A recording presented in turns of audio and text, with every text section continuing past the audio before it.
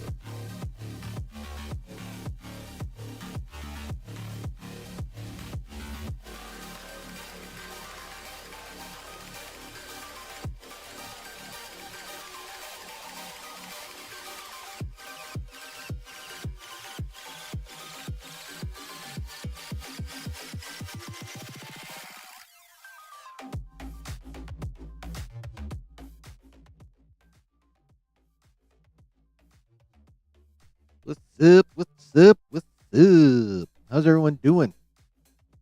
Welcome to the basement here on our usual Wednesday night stream. Spicy Dan, Brooke, Perez. What's going on, bro? You been all right? Life been lifing. Hope everything's well with you. Hope everything's well with everybody. Thank you for being here. Thank you for clicking on the video. Whether you're in the live stream right now, whether you're lurking in the chat, thank you very much for being here. If you are on the replay, thank you for clicking on the VOD, the video, the stream. I appreciate it a lot, and I would be very, very grateful over and above how grateful I already am if you would smash that like. And if you're new, also hit the subscribe and the bell. Chink, chink, chink, chink. Done. Super quick, super easy. Do it. How we doing? How are things? Oh, wait a minute. You guys just saw me gesticulating, and I didn't even have a fucking microphone on. Holy shit. Why didn't anyone tell me? Anyway. How's everyone doing? Glad you're here. Thank you for being here. I get to say everything I just fucking said. It's going to be great.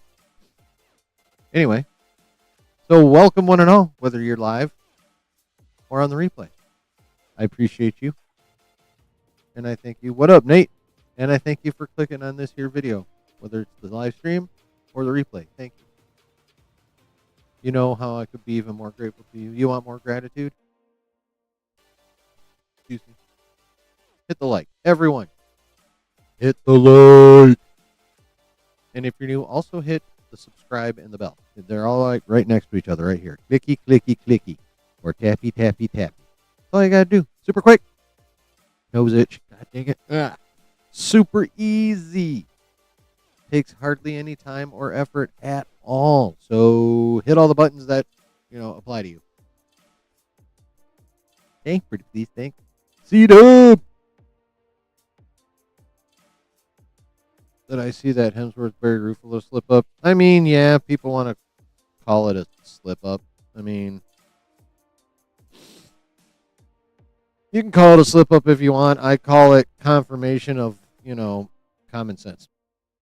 Like, there was no way fucking Thor wasn't going to be in Secret Wars. Like, come on now. Is this really, like, a slip up? I don't feel like it's really a slip up. That's just me, though. That's just me, though. What's been up with you guys? Super easy. Barely an inconvenience. Exactly.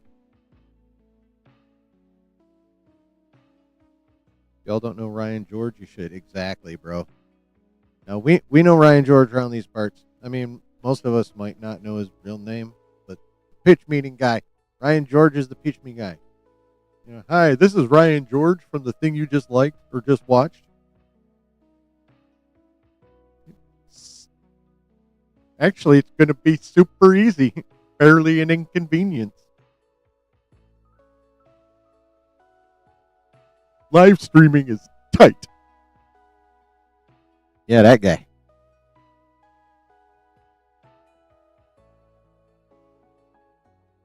Yeah, that motherfucker's hilarious. Pitch meeting is one of the greatest creations on the interwebs. Pitch meeting is one of the greatest creations on the interwebs. And I stand on that.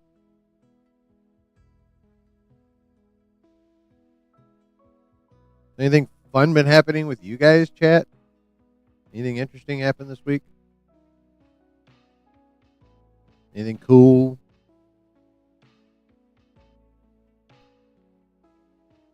Who you been talking to, Nate? I mean, you're not wrong.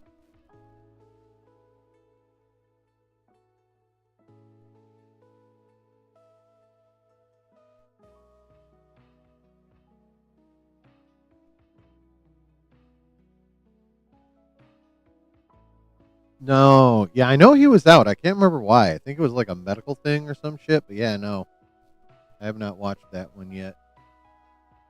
Or maybe I have. No, actually, I have not watched that. It's been a minute since I watched Pitch Meeting, mostly because I knew he was out, so I wasn't really paying attention. But maybe we'll watch it together later if these subjects don't take very long, because we don't really have a ton of stuff to talk about. I mean, some of the stuff I have some yapping to do on, so, but yeah, I mean, oh, is that what it was? Oh, shit. You what? Bro, I literally did that last night, Nate. Literally watched that last night. It's crazy. Oh, that one of his parents passed away. That sucks. IS. I should know. It's happened to me. Yes, Brooke, it is. We should watch it tonight. It just came out not even a month ago. All right, we'll watch it. Let me yap first, and then we'll end with someone that's really entertaining in the form of Ryan Jordan. What's up, buddy? Okay, goodbye. My older cat's been fucking weird lately, yo. Not quite sure what's up with him. Like, he hasn't been like, you know, I mean, he's been a bit more of an asshole than usual. But of course, he's middle aged, so he's starting to get a little crotchety, I think. Yeah, I heard about that. I still haven't watched that show. I know. I know. I know.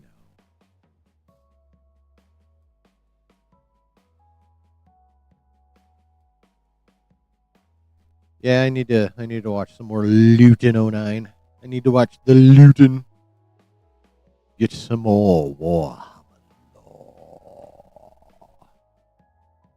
Dude, I haven't even watched School Spirits season 1. I can't review season 3. Oh, I know what it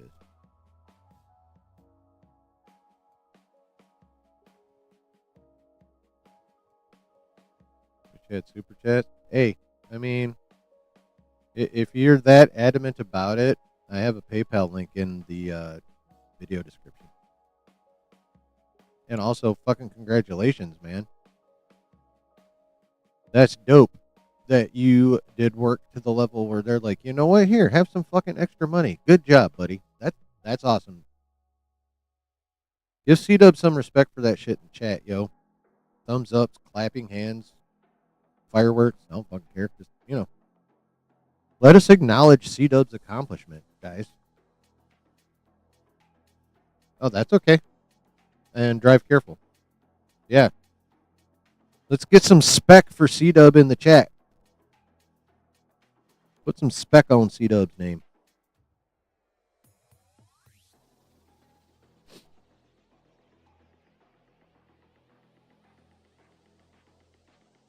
No, I have not read the Mistborn series. Is that the one? Is that the one that Apple just bought?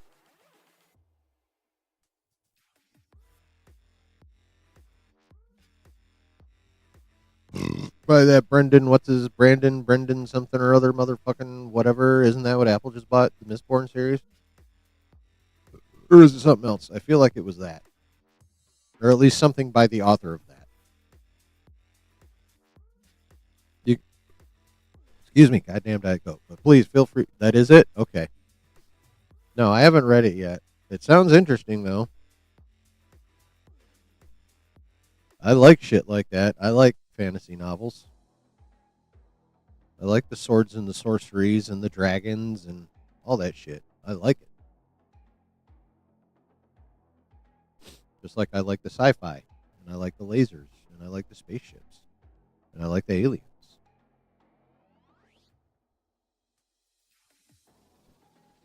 And I like raunchy comedies like your Van Wilder. I like it all, just about pretty much, just depending on what I'm in the mood for. I like period pieces. One of my favorite shows ever is The Tudors. Y'all know about The Tudors?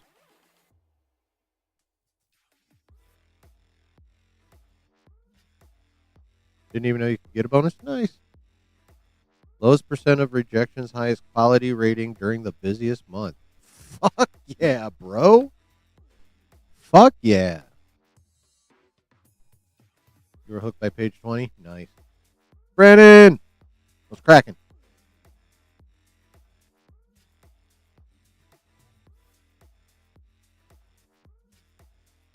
Yeah, Apple TV has high quality shows, but I'm not giving them money. And I keep forgetting I want to utilize my other resources.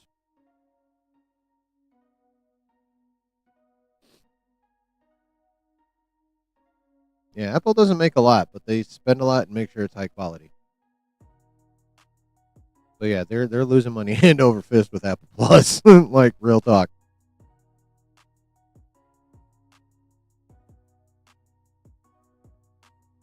Yep, I've heard I've heard good things about Pluribus.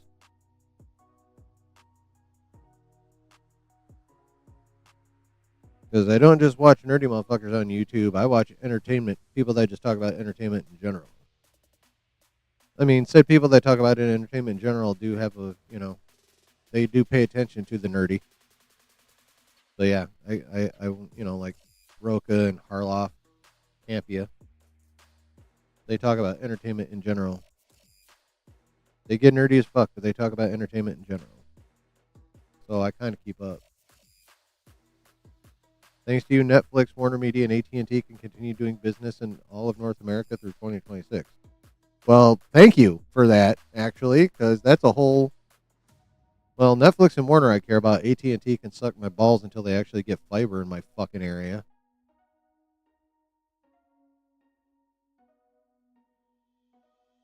Then AT&T and I can talk, but until then, they can suck my crusty butthole. Yeah, I'm glad you got Netflix and Warner going. I need my HBO Max, bro. And of course, Netflix is self-explanatory.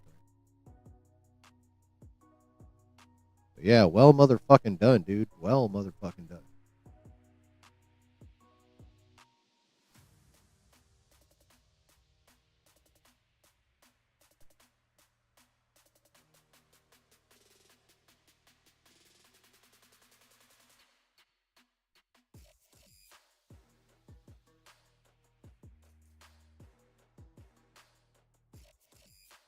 Really, kind you just file their business licenses for every jurisdiction in North America. Well, yeah, but if you did not number one, have it all filled out properly and all your I's dotted and all your T's crossed and all that shit. Number one, if you didn't even have what you were filing in order, they'd have been fucked. And if you filed it wrong, they'd have been fucked. So, yeah, that's an integral thing in order for us to be able to turn on whatever device we have Netflix and or HBO Max on and watch some shit.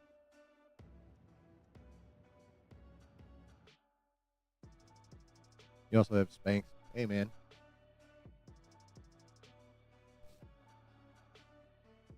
nothing wrong with that shit.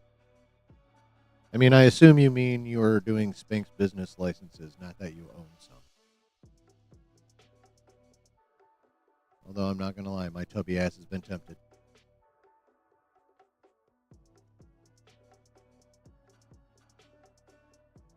The notion has occurred to me. Never given any serious thought, but I'll be honest, the notion has occurred to me. Sometimes I feel like Cajun the Muffin, bro. Sometimes I feel like Cajun the Muffin. You want to catch up on the Scream movies? I mean, I like the first one, maybe two of them. I don't know if I watched 3 or any of the rest. No, I did. I watched the first 3. I don't think I've watched anything after 3. Not wearing them, just keeping them in business? Well, there you go. And millions of people who don't like their torso are very grateful for that.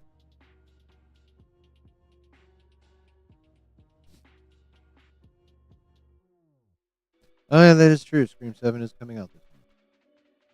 I don't know. I just haven't cared much about the franchise since the third one. I just haven't given a fuck. I don't even remember why. I just didn't. I think I saw the diminishing returns. About all I could think of offhand.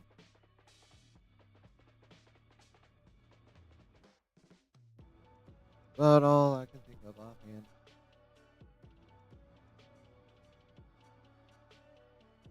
All right, chat. So, BlackRock and Anthem Blue Cross. Well, any number of the patients at the clinic I work at or in the call center at are probably pretty grateful for that. You got that going too. Any number of people who will not get medical bills because their Blue Cross actually fucking works are very grateful. They just don't know they are, but they are. I don't know what BlackRock does for me, but I imagine something. I know they're like all I know is they're an investment firm, and a lot of anti-wokers blame them for a lot of what they call the Hollywood woke. So, but all I know about the BlackRock.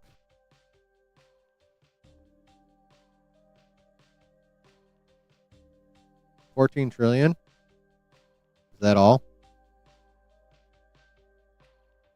Jesus. 14 fucking trillion. That's crazy money. That's just an insane number. It doesn't matter. BlackRock is basically the Illuminati. Okay, that makes sense. Yeah, 14 trillion. I don't care what you're talking about. 14 trillion of anything is an insane number.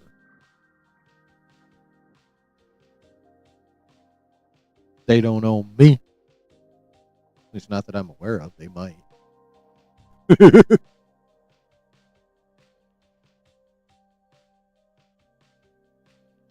14 trillion is enough to be the third largest economy. What? On the globe? Shit. That's crazy. Yeah, they're the fucking Illuminati, all right. When you control that much wealth, you control almost everything. Like, real talk. It's crazy. Of course, the way things are going with all the shit dropping in the Epstein files, all those probably a good chunk of the rich motherfuckers that run that shit are pedos.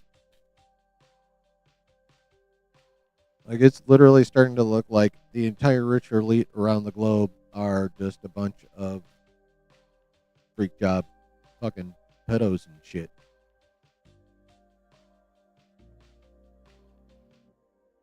Like, it's just starting to look that way.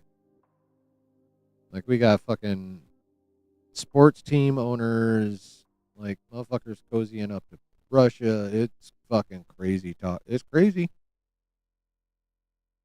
And think about it, chat. It's still just the tip of the fucking iceberg. There's still, like, around 2 million fucking documents that the DOJ is still sitting on. With just what's out right now, can you imagine what the fuck is still in there? Holy shit. And I just saw today Europe's making moves. There's lawyers in Europe making moves to where I don't know how they're going to pull it off, but they're going to find a way to get, like, way access to way more than what we've been given here.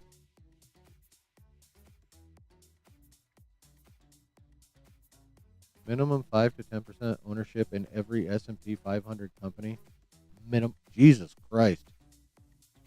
Okay, yeah. In some form or fashion, they probably do own me and you, all of us. Holy fuck, that's crazy. See, this is the kind of shit that ends up stressing me out because I'll hyperfixate on it, and then I'll realize like exactly how small and powerless I am, and that I need to like. It's crazy.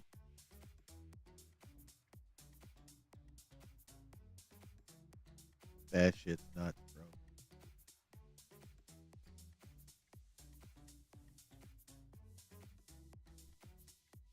Yeah, if not outright in the form of like goods and services that we like, you know.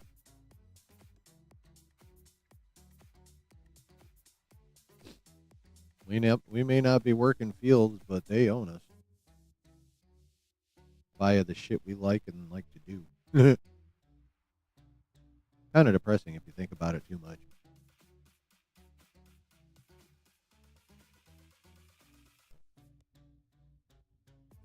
All right, well, enough of that bullshit. Because that's like, what up, Griff? Griff in the hizzy. So, all right, enough realization exactly how much of our lives are owned by like one corporation.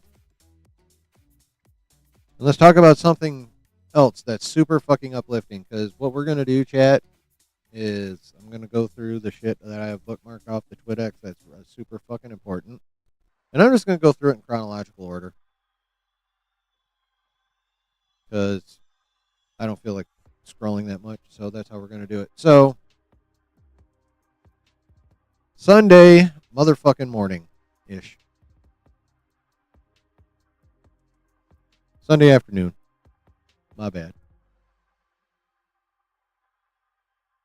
Sunday afternoon, getting ready to watch some playoff fucking football. Scrolling through the Twidex, and this came up. According to Deadline, and we don't need to click the article because all we care about is in this fucking sentence right here. The first trailers for Avengers Doomsday and Spider-Man Brand New Day will reportedly not be released during the Super Bowl. I want to say that one more again. First trailers for Avengers Doomsday and Spider-Man Brand New Day will reportedly not be released during the Super Bowl.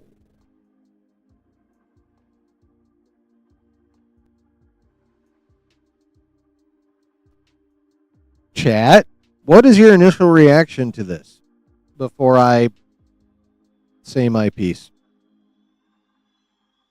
What do you guys think about that? How you all feel about not getting a Doomsday or Spider-Man Brand New Day trailer during the Super Bowl?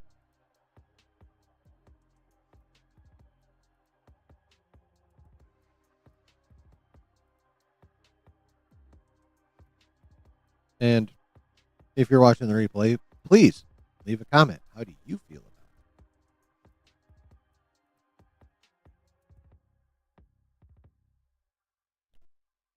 Griff says it makes sense. Aren't ads like 6 to 10 million a 30-second spot? 7 to 10. Yeah.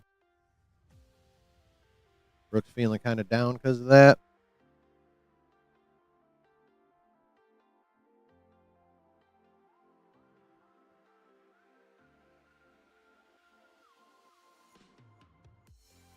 Hoping it'll be something to look forward to. Yeah.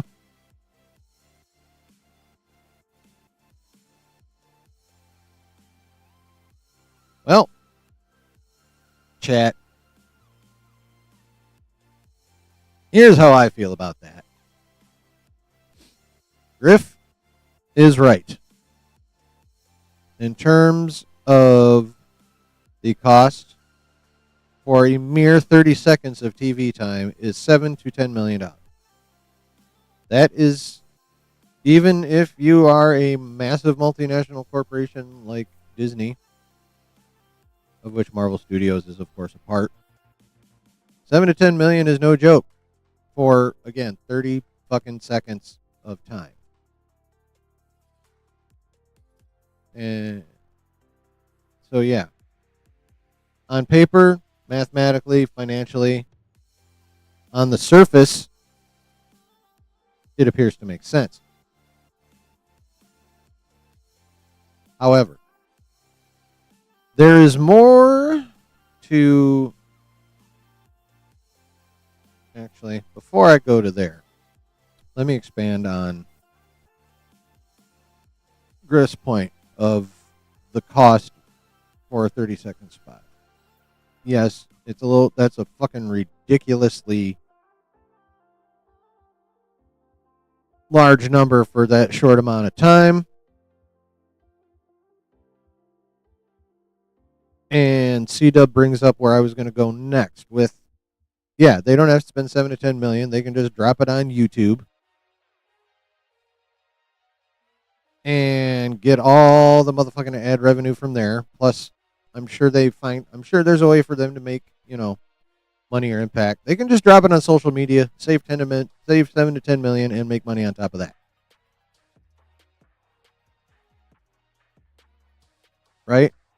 Super easy. Save 7 to 10 mil, generate what you can off of the interwebs, and call it a motherfucking day. Makes total sense.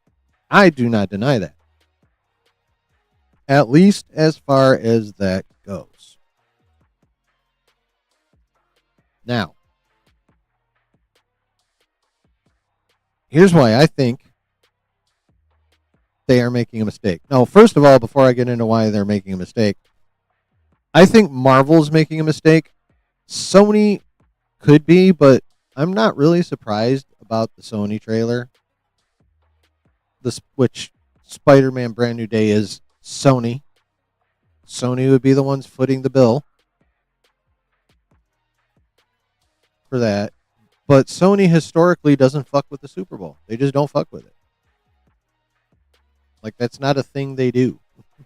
For the most part. I'm sure if I dug around, I could probably find some exceptions, but overall, historically, in general, however you want to fucking phrase it, Sony don't fuck with the Super Bowl. So, not a big deal. But Marvel, I don't like it. I don't like it at all. To me, and that's for a couple reasons. One, and this one's less important in my mind, but you still drop 7 to 10 mil. You get your 30-second ad. You would know from the network when they're going to drop it. So you could literally be sitting there on the Marvel YouTube channel waiting for the 30-second spot to show whatever it's going to show, and then say, go to, your chosen site and watch the full trailer now. And then they click it and it goes live. And then everyone floods the fucking internet and half breaks a few different sites probably to watch that motherfucking trailer. And then they get to do what Hollywood studios have tended to do, which is take the audience of the Super Bowl, count them all as a view, and then shove that in with the rest of their social media numbers. Get this gargantuanly, ridiculously huge motherfucking number that they can just brag about and shit all over every other studio about, right?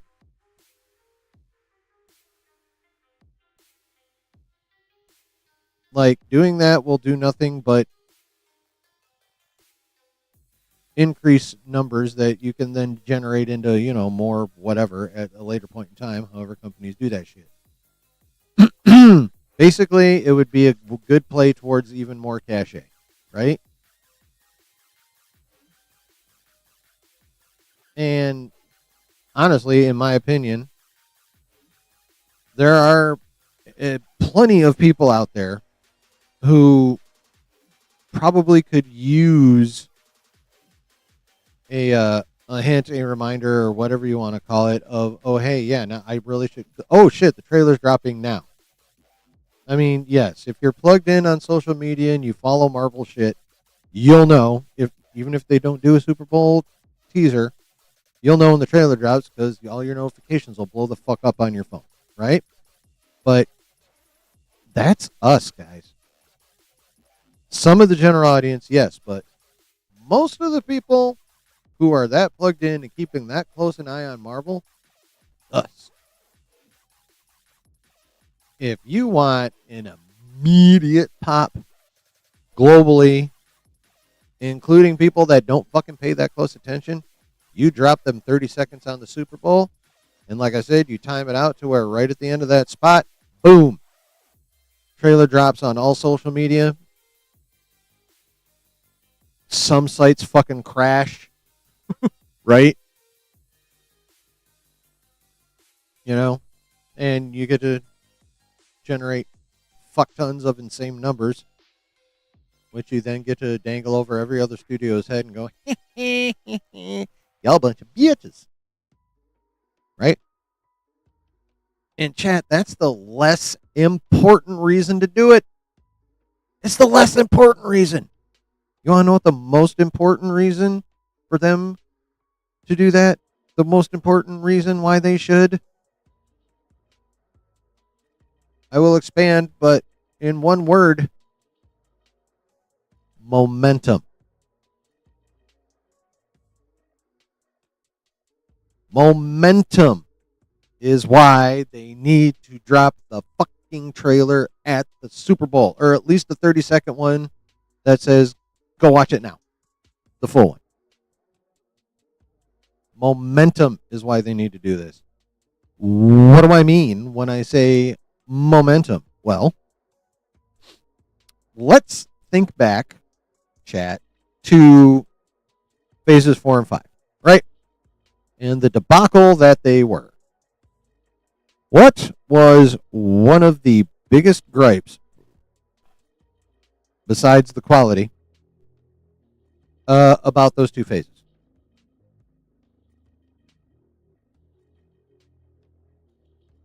Replay people, you answer that question too. Outside of the hit and miss quality, what was one of the biggest gripes about the multiverse saga to date? Phases 4 and 5. What was one of the biggest gripes?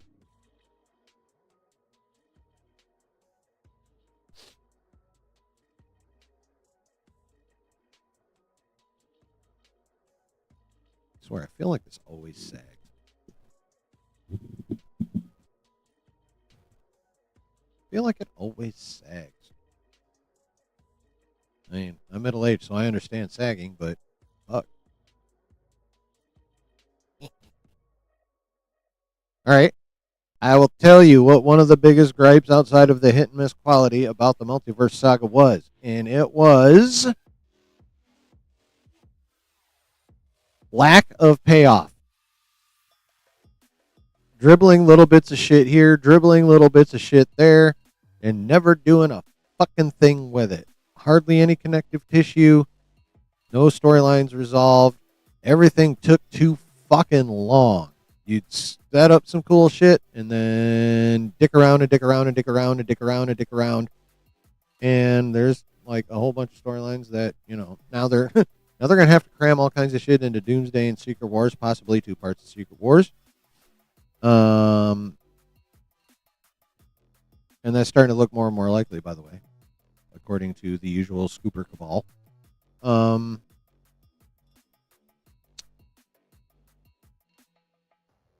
Yeah.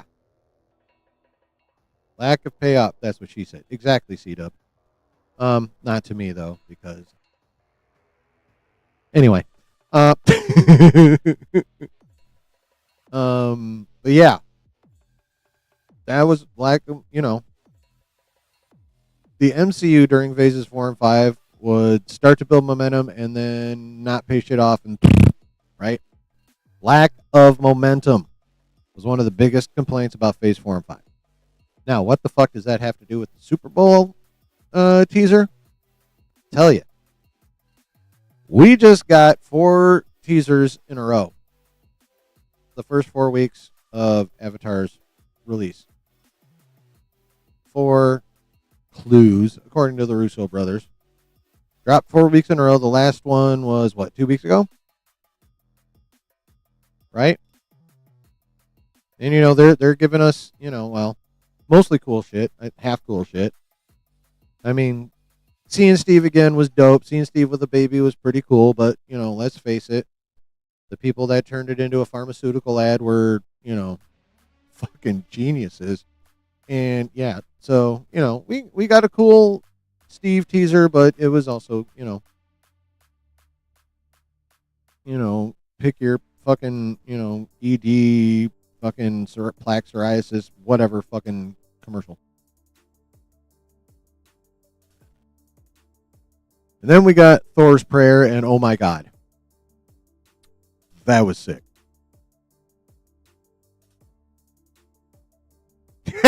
That's C-Dub. What the fuck? That's hilarious, though. Yeah, so Thor's Prayer, holy shit. Fucking X-Men trailer, Ian McKellen's narration, Jesus. Fucking iconic Cyclops pose with the fucking with his eye blast just going crazy and him screaming. I mean, holy shit, that one. And then there was the fourth one, which a fair chunk of was hidden. If you really think about it, all the voids and all those shots, holy crap, they were hiding all kinds of shit. I imagine that scene's going to be way more cool in the movie. But yeah, as a teaser, not super impressive, right? But they still gave us 4 in a row. The last one, what, about 2 weeks ago, right? Maybe 3 at this point. No, 2. So they started the ball rolling. Tick, tick, tick, tick. Shove, shove, shove, shove. And they need to keep that momentum going. And a good way to keep it going and also give yourself a bit of a break at the same time would be to do a 30-second teaser during the Super Bowl that goes right into a full trailer drop and gets everyone fucking super hype and crazy and internet and website crashing and momentum. And those 4 teasers are paid off. Momentum is continued. And off of that, and off of a Super Bowl teaser / full trailer drop, you'd be able to chill on Doomsday promo for like 3-4 months after that, right? Like after that fucking big old bomb, introducing Doom, showing him doing super doomy Doom shit.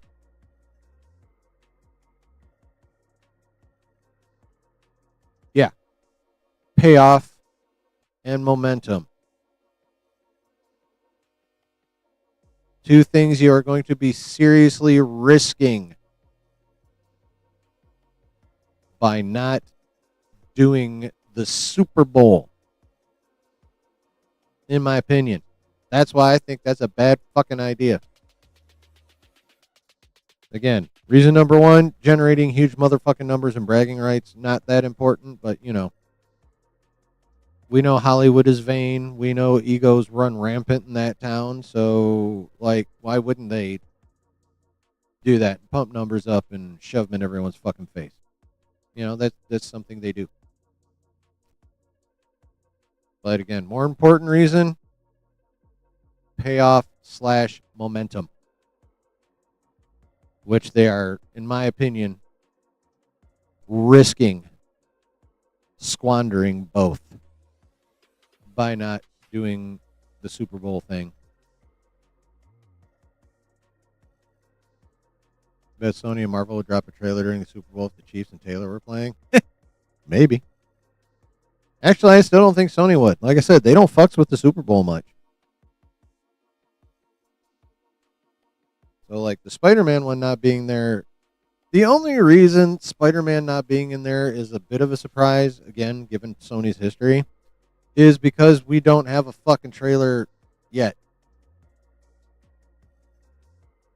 Period. Like, they've been Y'all remember fucking that Sony post in December that said all we want for Christmas is Tom Holland, Spider-Man, and the nerdy comic bookies section of the internet lost its goddamn mind thinking we were going to get a brand new day trailer on Christmas. Y'all remember that shit? It is now February 4th. They've been playing with our fucking nerdy hearts for, starting then like fucking 8, 9 weeks, 9, 10 weeks now. No. Like 7 or 8 weeks now. They've been playing with our fucking hearts. They've been playing with our nerdy emotions with this shit. So given that, that's a little, I don't know about surprising, but it's definitely opportunity lost. Like every day when I'm doom scrolling, a day does not go by where someone doesn't post about where the fuck is the Spider-Man trailer, and I don't blame them. I don't blame them one bit. I too would like to know where the fuck is the brand new day trailer. Although I have said multiple times on stream. Well, first of all, I've said multiple times on stream that I didn't see any way we wouldn't get a Doomsday trailer at the Super Bowl, but yeah, I was wrong, obviously. But at the same time, I was saying that we probably wouldn't get a Spider-Man trailer till after the Super Bowl because Marvel has been, the last time I really talked about this, has been sucking all the air out of the room and operating on the now mistaken assumption that we'd be getting a Doomsday Super Bowl trailer, that Marvel would then continue to be sucking the air out of the room hardcore for at least another week. So I have been opining that we weren't going to get the Spider-Man trailer till probably like, Valentine's Day weekend or whatever, right? So, like, I'm not super surprised about that. But on the other hand, they need to quit fucking with us and give us a goddamn Spider-Man trailer already. I mean, I've seen the leaked one, but I want to see it like full fucking resolution, full sound, not looking, well, basically not looking like someone videoed it on their phone while, holding it up to a fucking computer monitor.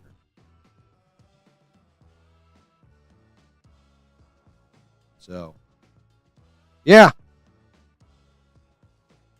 No Doomsday or Spider-Man trailer during the Super Bowl, chat, and I think they're fucking up. What do you guys think? What do you think, chat? What do you think, replay crew? Drop some comments, baby. Drop some comments, baby. And also, hit like if you haven't. And to narrow the group down even further, if you have not yet subscribed, hit that motherfucker too, and the bell.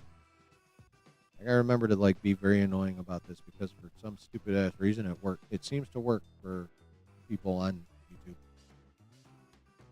Hopefully it works for me.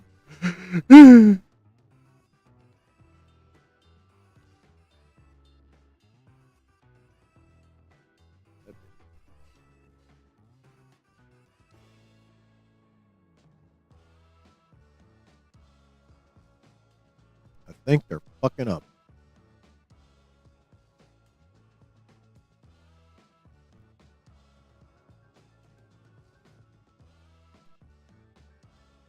So if a Doomsday and Secret Wars get split into two parts, it is entirely possible. Oh yeah, definitely. Also join the Discord. Thank you, Griff. Because the notifications in Discord are much more reliable than YouTube.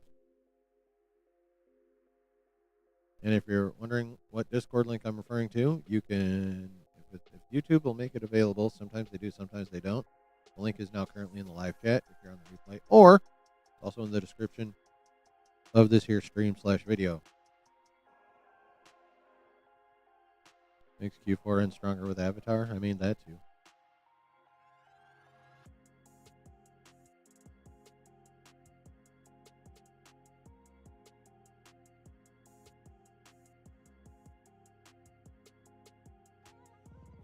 Oh, we're getting to him, Brooke. Don't worry. We're getting to him.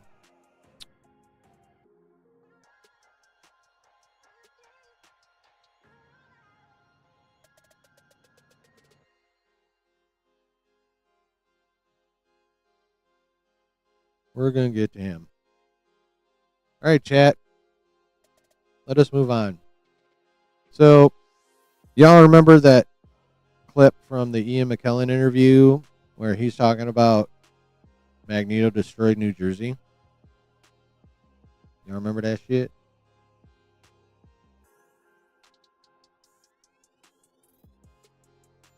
You remember that? We talked about that motherfucker on Saturday. You remember that? Well, Sunday, Alex Perez, being his usual vague self, posted this, which is a comic book panel from I'm not sure where. Gonna be honest. But this is a comic book panel from a Marvel comic.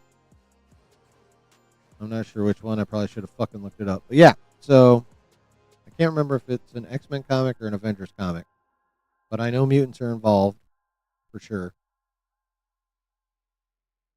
So yeah, the day after that clip comes out, or within 2 days, at least the day after we talked about it amongst ourselves, Alex drops this comic book panel. But that's it. That's all he drops. So,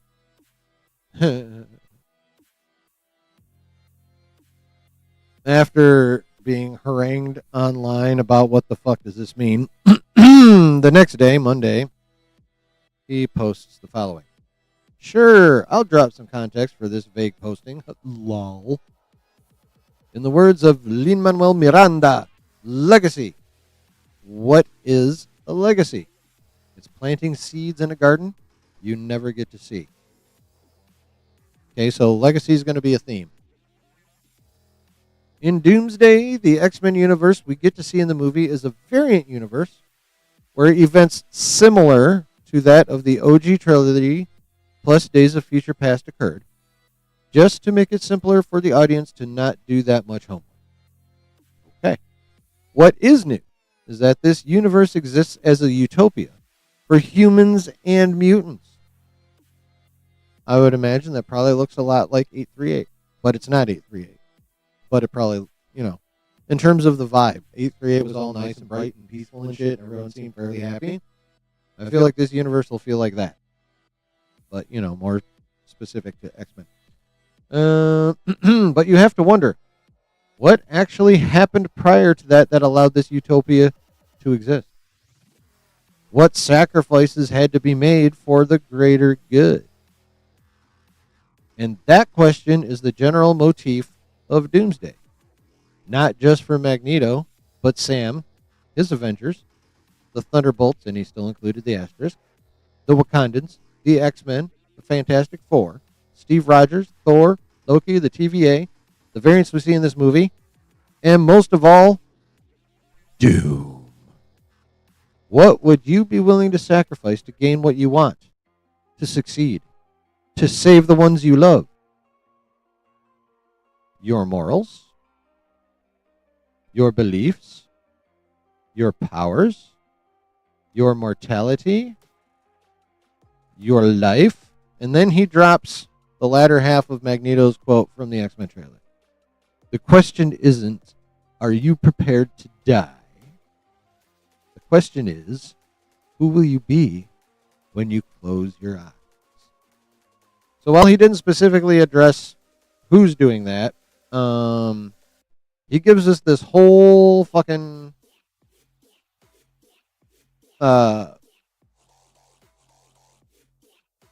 thematic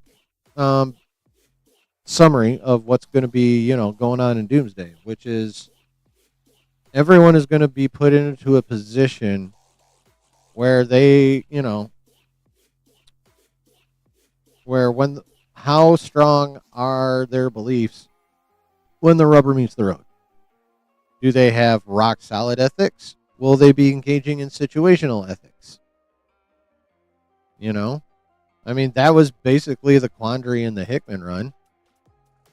You know, they're like, what the fuck are these incursions? And then they find out that if an incursion is occurring in your world, and in the Hickman run, Earth was always the incursion point because, I mean, it has to be story. Uh, Otherwise, you'd have to send your heroes flying around space. It would be ridiculous. Anyway, um, you know, how firm are your convictions when you find out the only way to save your universe and the people you love is to destroy another Earth with its trillions of people and its versions of, you and the people you love, right? Billions of lives, not trillions. Would destroying billions to save trillions or quadrillions fit within your moral framework or not? Would you be willing to sacrifice friends to save, say, your family? Questions like that, Alex is saying, everyone's going to have to fucking answer. Everyone is going to have to answer. It's,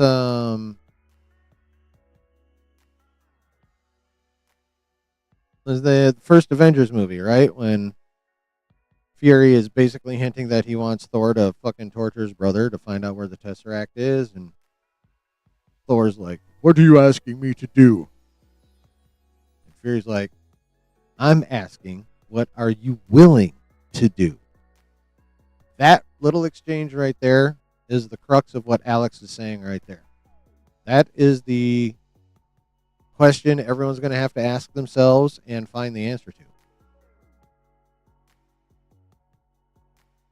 Now, what are you going to do? It's what are you willing to do?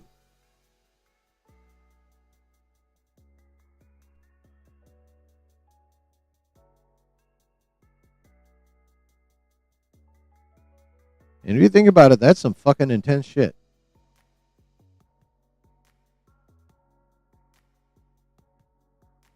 What would you be willing to do?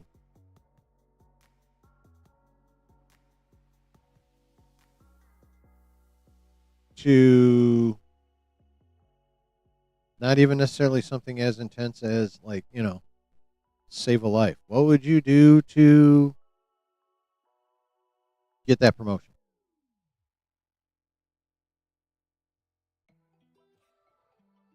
What would you be willing to do? Just fill in the blank of varying degrees of, goals or wants or needs or what have you, right? I mean, we ask ourselves that shit every day. What are we willing to do? Again, situation is not as dire as, like, should I blow up a whole planet to save my entire universe? Nothing so dire. But, on a daily basis, we have to ask ourselves, what are we willing to do in, whatever situation happens to be facing us at that moment. The level of seriousness will obviously vary, but the question is constantly asked to ourselves, right? So, now back to that vague-ass frame here, back to that big-ass comic book frame that he posted. If I recall correctly, from what I heard other people say, that is a panel, not frame. God damn it. I can't remember the run, but that is a panel where Magneto did indeed flood the New Jersey, but he did not do it with Namor's help, or Namor, whatever. He did it by suddenly reversing the magnetic poles.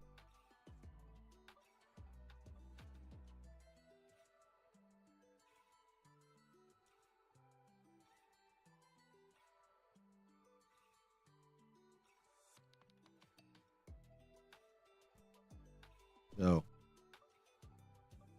and whip out the song "What Would You Do" from fucking Team America. What would you do?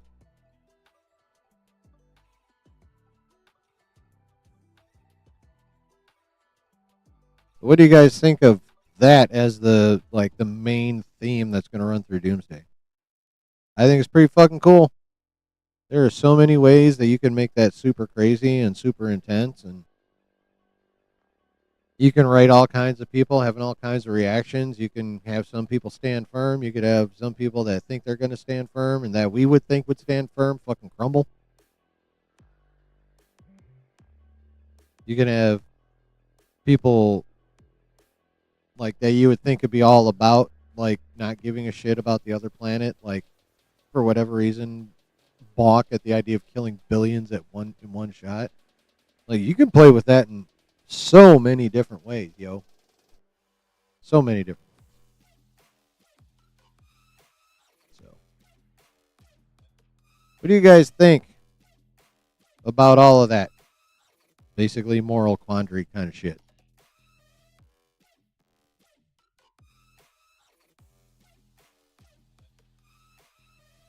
Magneto doesn't give a fuck. True that.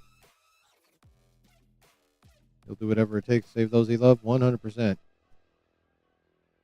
Now Doom, even if someone on the upper, oh, true. Now Doom is a bit different than Magneto, because Doom, so far as you hear him say it, doesn't care about anybody. We know he cares about Valeria. But yeah, Doom for the most part is, the walking definition of ruthless. Like, if you're between him and his goal, you're making a big fucking mistake. Doesn't matter what the goal is. To protect something, to remake something, to dominate something. Getting in Doom's way is generally a bad fucking idea.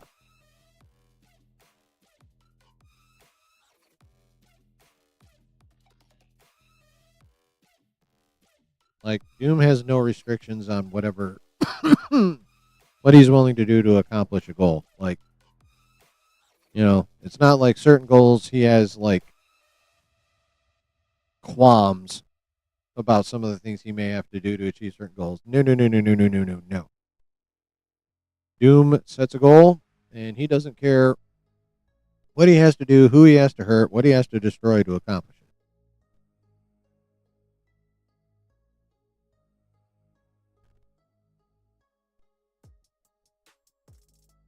So, sounds bleak and dire. Well, I mean, it is the death of the multiverse. It's not really, happy, happy, joy, joy time when the multiverse is collapsing. Ah.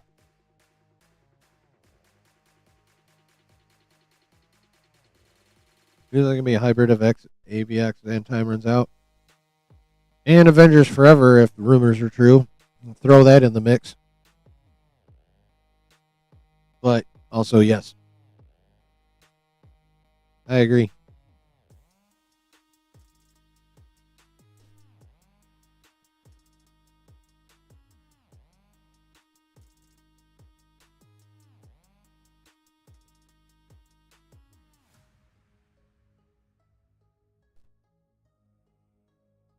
Any further thoughts on that one, chat? Yes, no, maybe so. Replay people, drop your comments. Please and thank you. Okay. Yesterday, Deadline dropped another article. And again, we're not going to go through the whole motherfucking thing because fuck that. Don't care. The salient point is in the tweet. And it is as follows. Kevin Feige is not expected to step down as the president of Marvel Studios anytime soon. He is currently focused on delivering Avengers Doomsday and relaunching the X-Men franchise.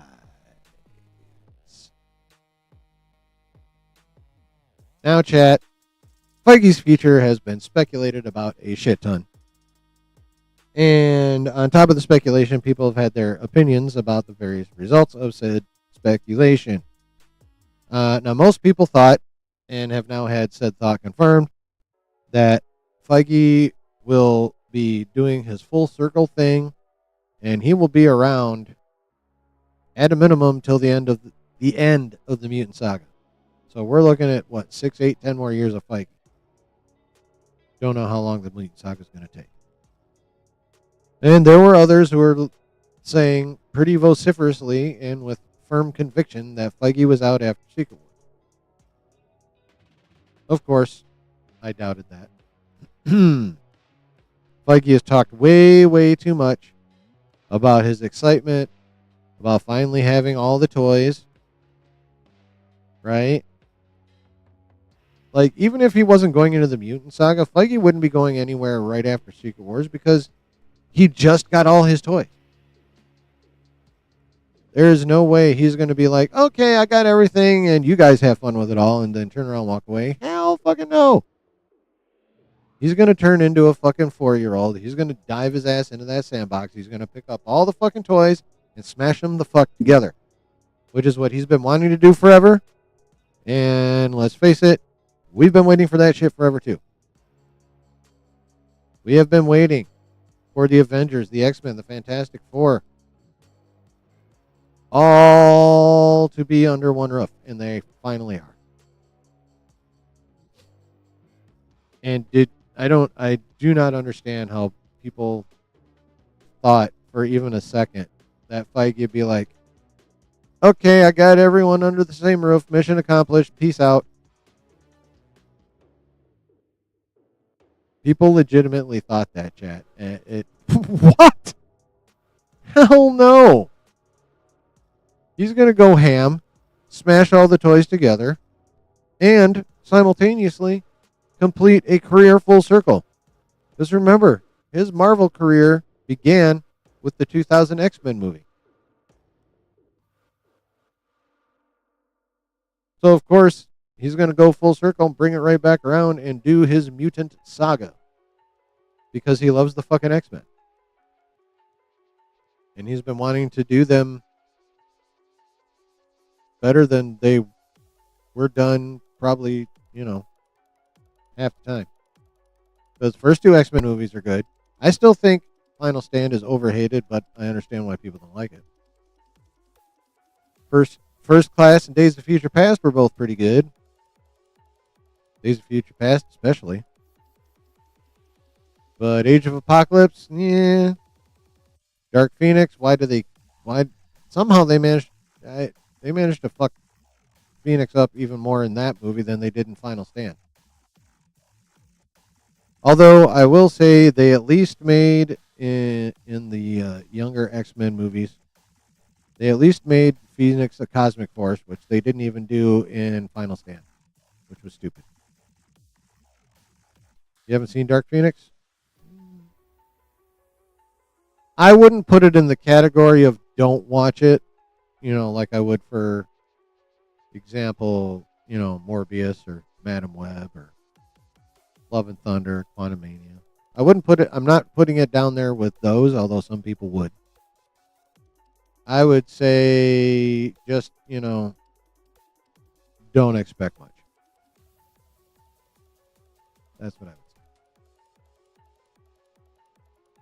Liberties were taken.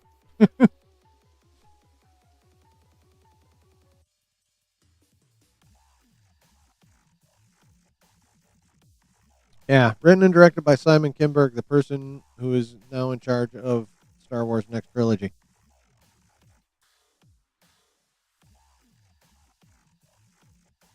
Yay. Yeah, so this Deadline article, basically confirmation of common sense. Basically confirmation of common sense, at least in my opinion. Like, Feige's not going anywhere anytime soon. He's focused on Doomsday and the X-Men. Duh. No fucking shit. Shocker.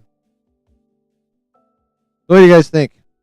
You happy that Feige's going to be sticking around? I am. Do you still foster a lack of trust based on the mutant multiverse saga? I don't blame you, but I would also argue that what's coming up should really be quashing your doubts, in my opinion. But if they're not, it is what it is. So how do you feel, chat? Feige hanging around. I'm for it. And I firmly believe after all the haters go watch Doomsday, which they will, they'll be seated. They'll come out and they'll be like, God damn it, I need to find a different way to grift. Yep. So that is good news. Also kind of obvious news, but good news to me.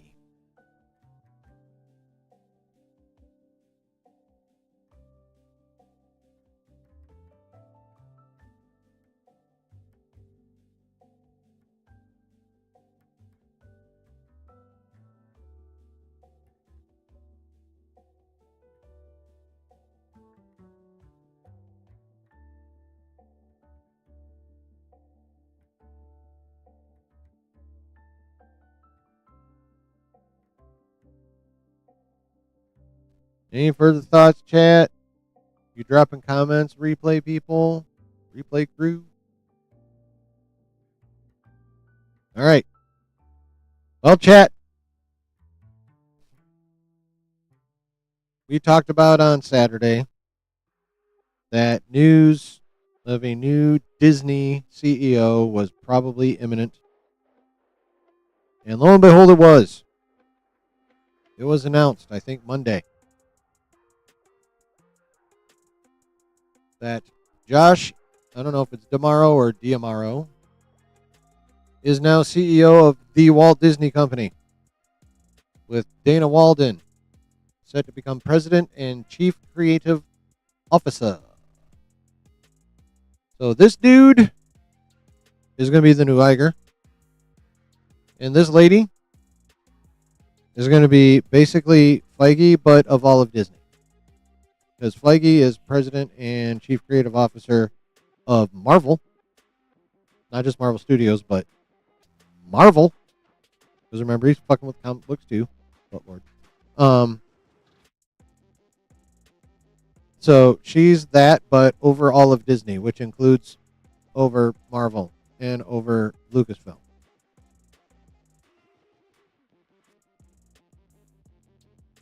So if she sees something she doesn't like in another one of those studios, she'll take her narrow blonde ass down there and set some motherfucker straight. But yeah, so she is Feige, but all Disney.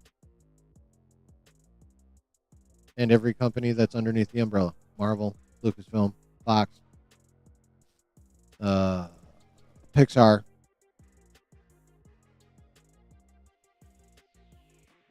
All of it. And as a matter of fact, for quite some time, the Hollywood business people, the business insiders, the pundits, and a fair chunk of just corporate people that, talk about it anonymously, of course, had her in the lead for Iger's job for quite some time. But obviously they pivoted to this guy, Josh Diamaro. Now, who is this motherfucker? Well, currently and up until March 18th, he is the director of parks.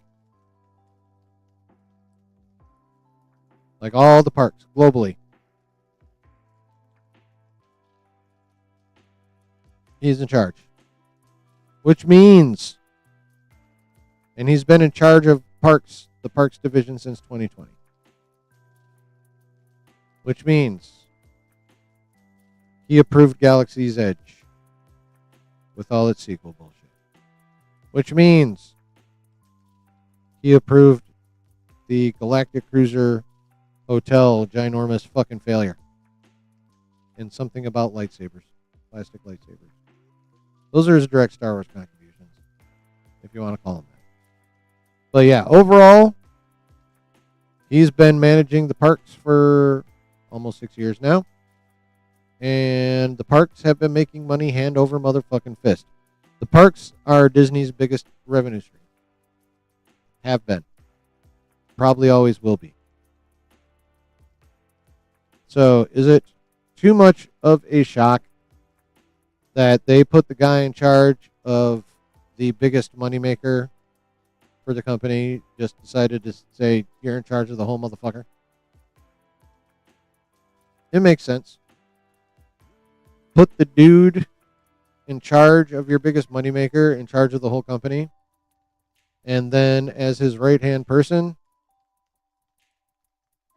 put in place someone who knows the entertainment side of things like movies, TV, streaming as his right-hand person. This 1-2 punch of, like, I mean, they're not co-president or whatever because he's CEO. Like, she's not going to be co-CEO. Like, you know, we have co-presidents at Lucasfilm and DC right now, but it's still in the same kind of general area of the 1-2 punch. Like, you know, big boss with their specialty and then right-hand person that makes up the difference. So we have Parks guy, Disney's biggest revenue stream, entertainment lady, all the shit that we watched. So whatever he doesn't know about creative, she has covered. And he basically has the rest. Now, he's had some stuff. We know Disney's in business with Sora, thanks to Iger. But he has come out and said that, you know, AI is cool and all, but he's only a fan of it as a tool. He feels it can't replace human ingenuity and creativity, yada, yada, yada. So that's endeared some people to him. Now, some people are very skeptical of Mr. DeMauro because his history is somewhat close to Chapek's, and we all remember how that went. Now, well, you know, a lot of people suspect him of being just, you know, kind of another empty suit and probably lacks vision. Although I don't know if you can argue that based on like the fact that he's spearheading a $60 billion expansion globally of Disney parks, and you can't really be effective with a $60 billion expansion if you lack a vision of what you're going to be doing with all that fucking money. So I don't think a lack of vision is an issue. Now, whether he can use his ability at vision like properly for Disney as a whole remains to be seen.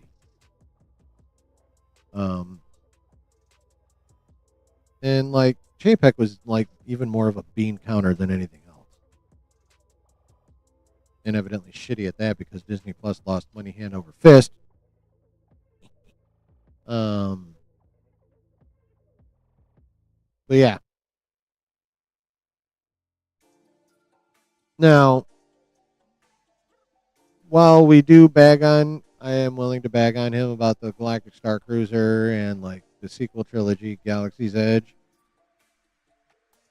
The recent conversion to the OT that's happening at Galaxy's Edge, or at least addition of OT shit to Galaxy's Edge, that might have been a Dave decision, approved by him. That could have been his decision. But either way, I think we can all agree it's a smart decision. And at a bare minimum, he was smart enough to not stand in the way of that happening. So, and also, insofar as, you know, more than likely another empty suit accusation, I was watching The Geek Buddies, which is one of Roka's shows, and both his co-hosts know people that work directly for Disney and the parks and shit. And evidently that motherfucker's pretty down to earth. Like he didn't even have town halls. He would literally just pop his ass into a cafeteria and sit down and talk to the employees and like actually listen and shit. He's actually well loved on the ground in the parks, believe it or not, for being a fairly down to earth dude and actually doing a very good job at appearing to care. Like, his reputation on the Disney streets is actually pretty good.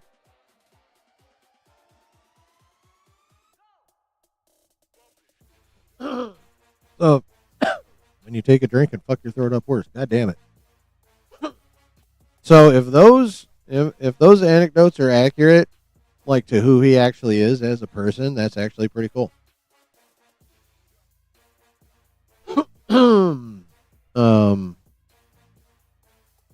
So yeah, overall, I don't know if this is like a good decision, but I'm at the point where I don't think it's a bad one. Now, obviously, we'll see how it plays out. We'll see. We'll see how much autonomy he and Dana give Feige and give Filoni. We'll see what happens there. But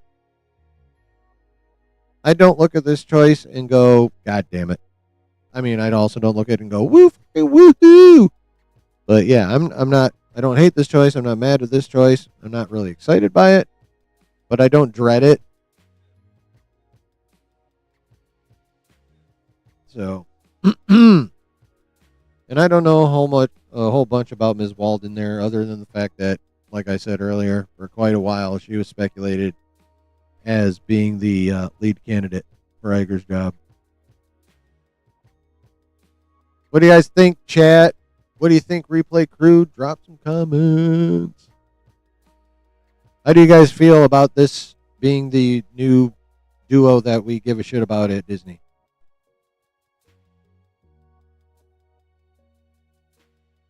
I mean, Dana's doing what she's been doing. She's been in charge of movies and TV already for a hot minute, or at least TV and streaming. Now it'll be movies too.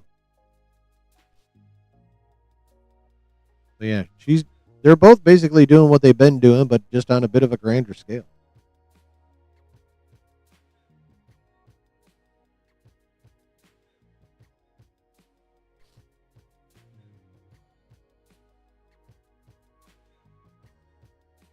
Excuse me, Chad. I need to blow my schnoz.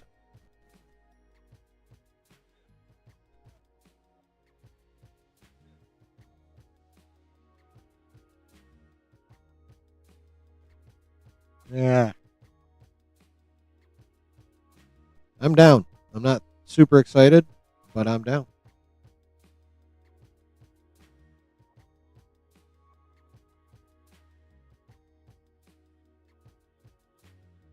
Okay.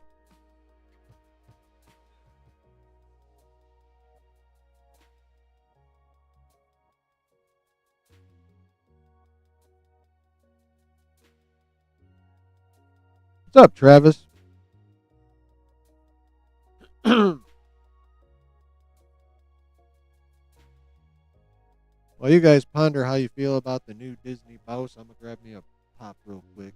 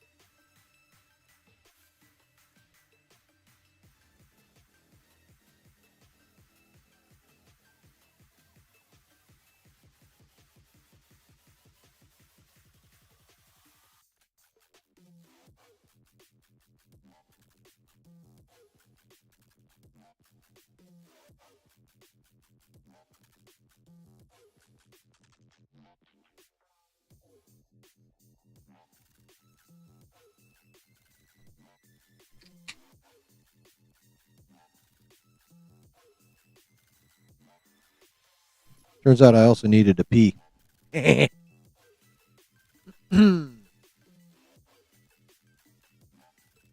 right, chat.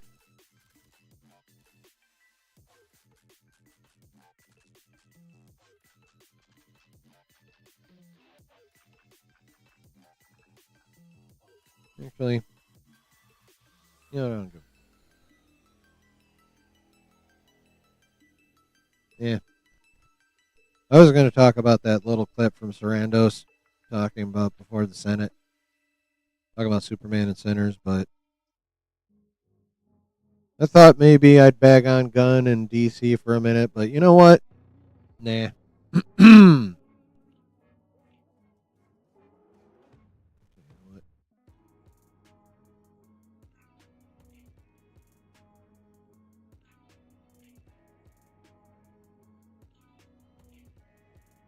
Let me get something pulled up real quick here, chat.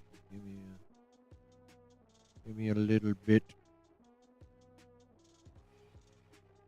Give me a little bit. Just a little while. All the streamer really need is a little bit.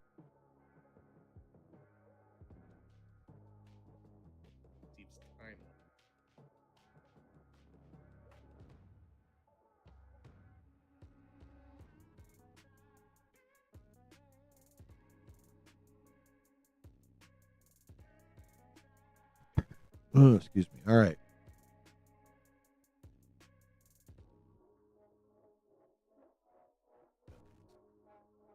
Okay. All right, chat.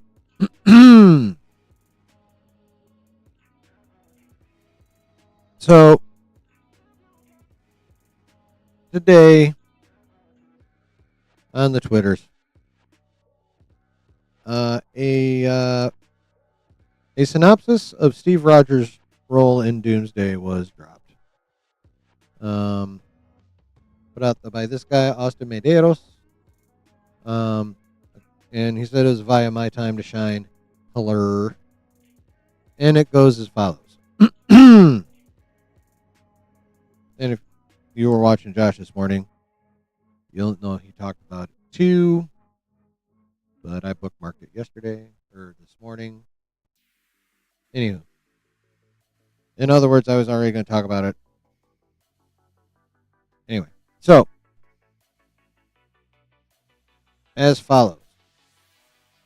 After the events of Endgame, but before the end of Loki Season 2, Loki finds Steve living with Peggy Carter and their son, but warns that the TVA will erase their timeline because Steve is not meant to be there. Loki secretly moves Steve and his family to the Fantastic Four's universe, 828, so they can live safely. Years later, during Avengers Doomsday, Doctor Doom warns about the incursions and plans to travel to the main MCU to stop them. Reed Richards and Doctor Doom recruit Steve, and he agrees to return to help and save the multiverse. What do you think about that, chat? Let me ask you something. And I want you to think about this, especially if you watched Josh's stream this morning. Does that sound, outside of, again, if you watched Josh's stream, outside of that, does this sound at all familiar to you guys?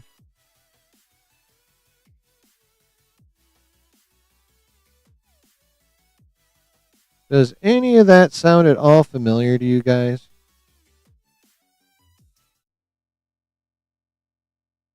Because I'll tell you, I read it a few times today, and something was bugging me. I'm like, something was bugging me, and I finally put my finger on it. This is not new.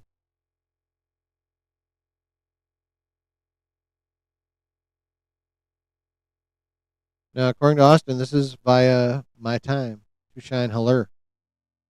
Now, when I went directly to her page, I could not find this tweet. And I think I may know why. Chat. This synopsis of Steve's role in Endgame, or not Endgame, but Doomsday, is nothing more than a regurgitation of this from last Thursday. Say witches, you say wizards. We're playing with magic. Who could be involved? You want to do yours first? I don't want to. You're the scoop. I would know. Okay. All right. So, according to my sources, Doom has his own, quote, Black Order, a group of witches and wizards who are working for him. Now, I don't know what that means. I don't know if that's comic book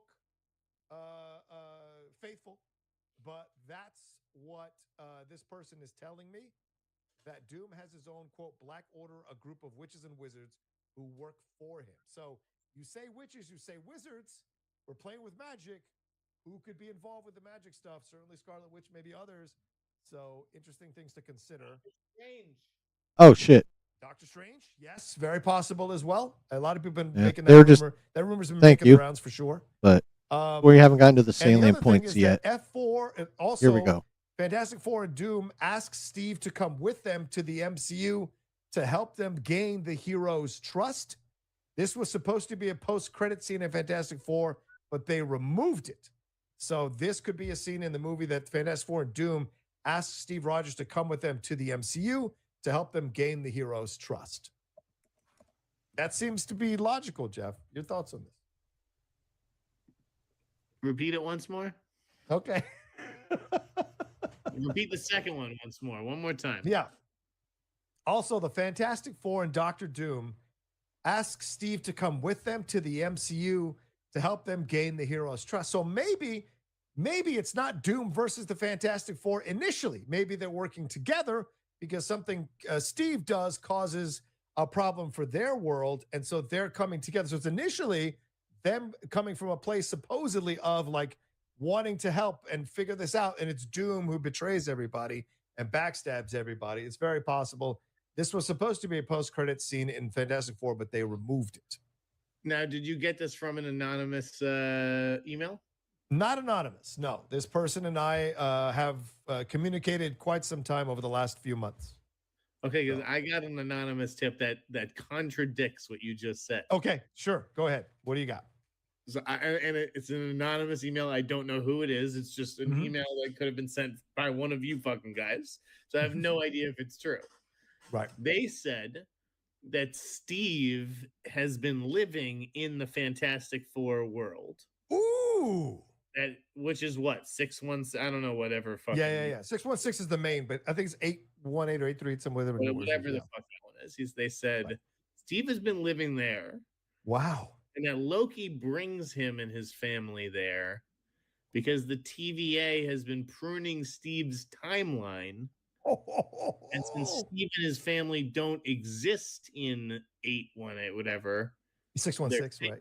Whatever the fuck it is. No, they're safe. Oh, in 828, they're safe. But not right. They're safe there because they don't exist there. So it's not like there would be like, you know what I mean? Wow. I mean, I don't know. And again, you start invoking timelines and the TV. I don't know. You lost me. No, it's fair. What this random tip said is that Loki brought Steve to the Fantastic Four world, Steve and his family, because the TVA has been pruning Steve's timeline. Well, it would make sense because obviously Loki and Captain America have known each other since the first Avengers movie.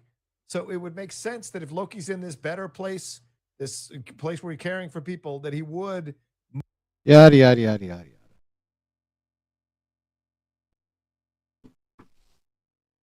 Yada, yada, yada. So yeah, main point being, chat. And again, when I went to my Times page to look for the tweet that Austin was quoting, himself regurgitating. My time when she posted it before it went bye-bye by some miracle or other. Yeah, she was regurgitating old fucking news. Now, I could have completely skipped talking about this, but it's not too often when someone of my lack of stature out there in the social media nerdy kind of world can actually get away with catching a, one of the big timers fucking around, but it doesn't happen often, so I decided not to let the opportunity go by, and I'm deciding to dunk on my time for being at worst a redundant aggregator, regurgitator, or at best an aggregator, regurgitator, or at worst just a straight up scoop thief.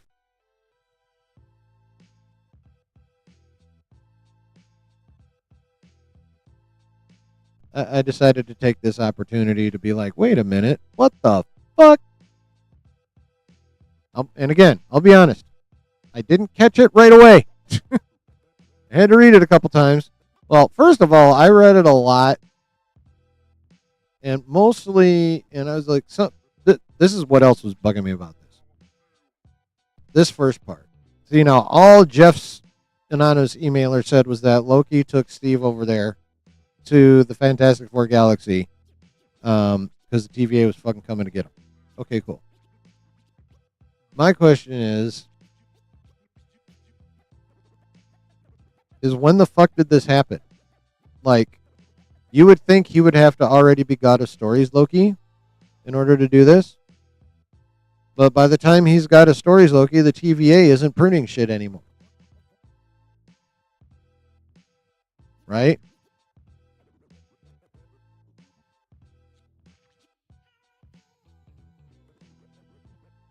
And yeah, Loki can time slip, but it's not like he was universe jumping. Like, how did he get from the TVA into 616? Actually, I take that back. He was universe jumping.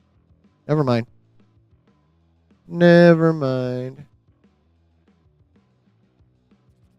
Okay, never mind that. I overthought it earlier, chat. Just forget I even talked about any of that. Just erase it. Yeah, never mind. So, yeah, because he had access to the tech. He could do that shit. Anyway, cool. So, yeah, basically, I just wanted to, not that anyone will ever see it, but I just wanted to point out that Shine's just regurgitating shit that's now 6 days old from the hot mic. So there you have it. That's all I wanted to do with that one.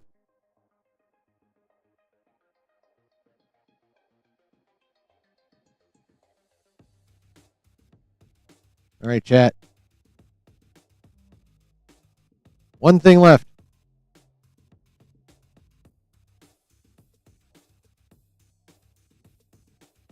Well, technically two, because I did say we'd watch that pitch meeting, but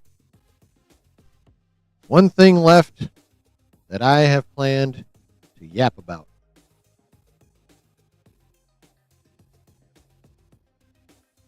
And it is that today, and I love it that he does this on my stream days generally. Earlier today, one Alex Perez of the Cosmic Circus dropped part 1 of the February Q&A, baby! So we're about to get into this motherfucker. It's only about Doomsday and Secret Wars. That's it. I imagine part 2 will probably have Spider-Man stuff, and that'll be cool. So yes, February 2026 Q&A, part number 1, Avengers, Doomsday, and Secret Wars. All right. You ready to chat? Ready to dig in? Ready to speculate? What the fuck? Hold on a second.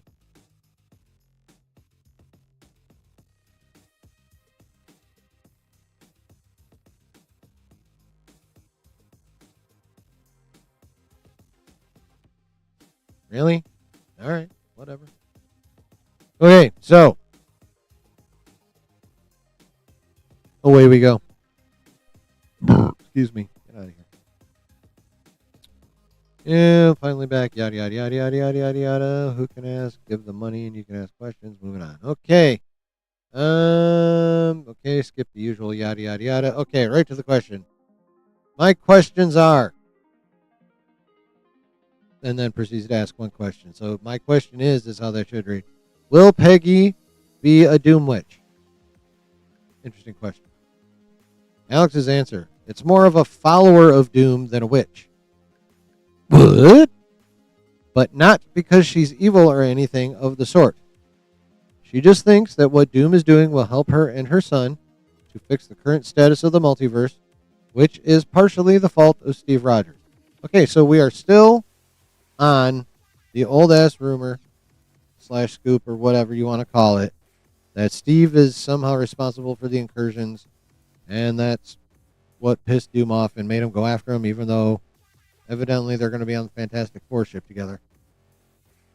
So Doom must be, yet again, playing the long game in terms of whatever it is he wants to do to Steve, if that's even still accurate. Who the fuck knows? But Alex is alluding, well, whether Doom's pissed at him or not, it would appear that that the cheek clap heard around the multiverse is a thing. But this is very interesting that Peggy's like basically making both an emotional and a rational decision. Like, she wants to save her family, and to do so, she is willing to believe, she's willing to buy what Doom's selling and join up with him. Even though we know she's going to end up being wrong because Doom is manipulating everybody. That is well established. Now, I'm wondering if he just didn't bother to correct her, because the questioner asked about Peggy. Didn't ask about Captain Carter, asked about Peggy. Which makes sense because he talked about helping her and her son. Okay, anyway. But yeah, so that's interesting. So, nice, sweet Peggy at some point in time is going to be like, I love you, Steve, but Doom is the way to keep our son safe, so I'm going to go hang with that motherfucker.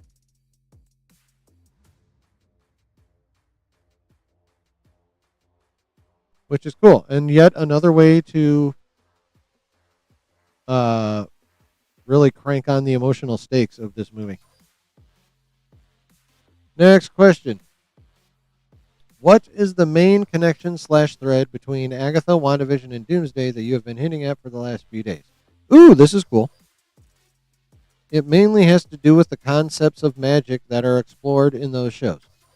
As much as this film is heavily based on the multiverse, time, and science, a good portion of it really goes into exploring the supernatural. The Darkhold, the runes, the way Agatha absorbs magic. It's all relevant to something Doom does in Doomsday. All I can tell you is to beware the man who carries the word of God. Before we get to that, let's go back up here.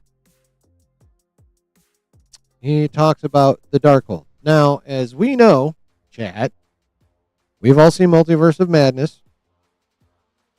When Wanda crashed Mount Wundagore down onto herself, all the Darkholds in the universe went poof.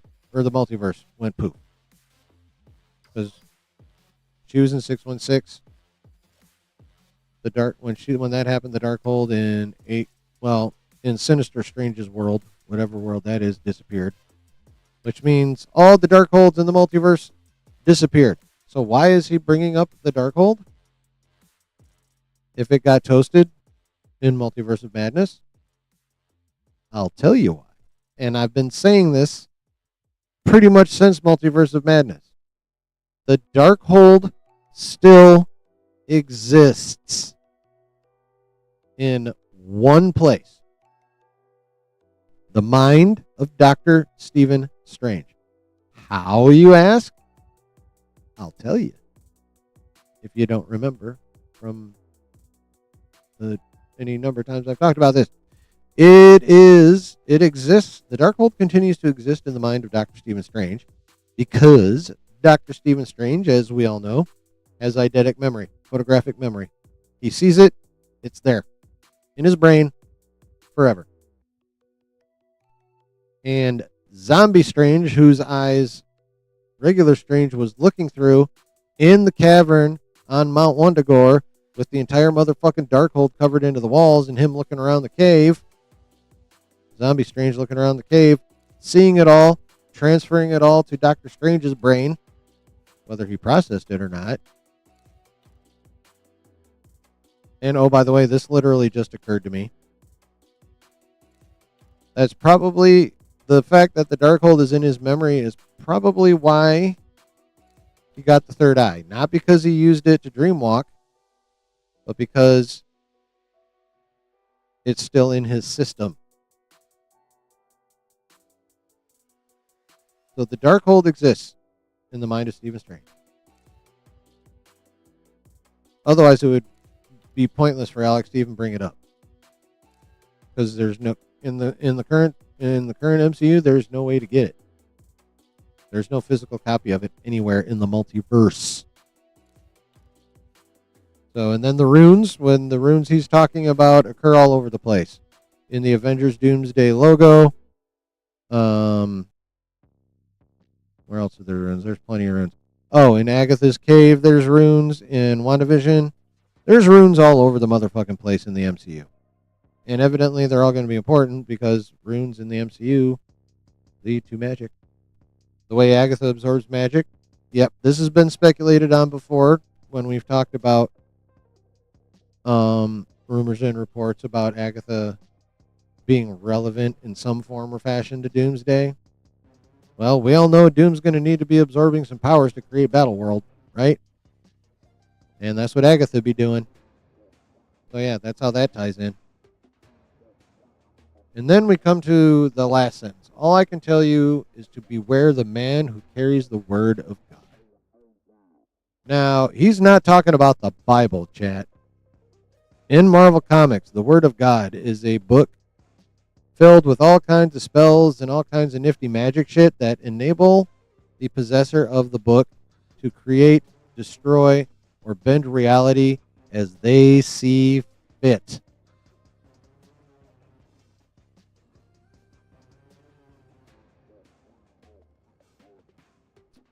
That's what the Word of God is in Marvel Comics.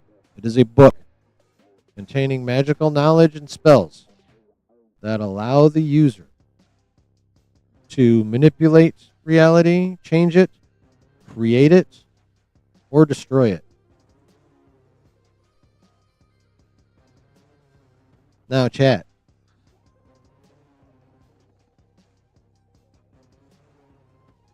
That seems like the kind of thing Doom's going to want to have his hands on, doesn't it? The ability to manipulate, create, and or destroy reality. Sounds like something someone who wants to rebuild the multiverse into his own fucking version of things would want his hands on. And Alex is making it sound like he has his hands on it. But not necessarily. He's just making it sound like that. Because all he really says is, beware the man who carries the word of God. Now the question, he does say it's all relevant to something Doom does. So Doom is the last person he references before he says, all I can tell you is to beware the man who carries the word of God. At least somewhat implying that Doom is the person that's going to have that most powerful magical book. So, yeah. Oh, this is, if you want to call it, confirmation on a lot of speculation. I mean, obviously it's not official. But, yeah, this is, the talk of magic and how it's going to be used and how important it'll be to Doomsday has been a subject for a while. But it's a good thing because when Doom has been utilized in live action, his magic has been completely ignored. It's about goddamn time the magic side of Doom was getting some spec put on it. Next question. Is there any truth to the theory that RDJ's Doom was Iron Man originally, but was tortured by King and ended up believing he was Doom? No truth.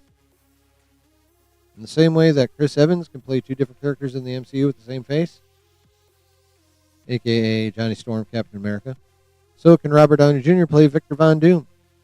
And just like how now we have a main Johnny Storm with Joseph Quinn, I'm hearing we'll eventually have another Victor Von Doom. All right. That's interesting, chat. Now, he does say eventually, because we've heard conflicting reports on, like, will RDJ stay past Secret Wars? Will he not? A lot of people speculate no. They speculate no because of his age. They speculate no because of how much they're going to have to pay that motherfucker.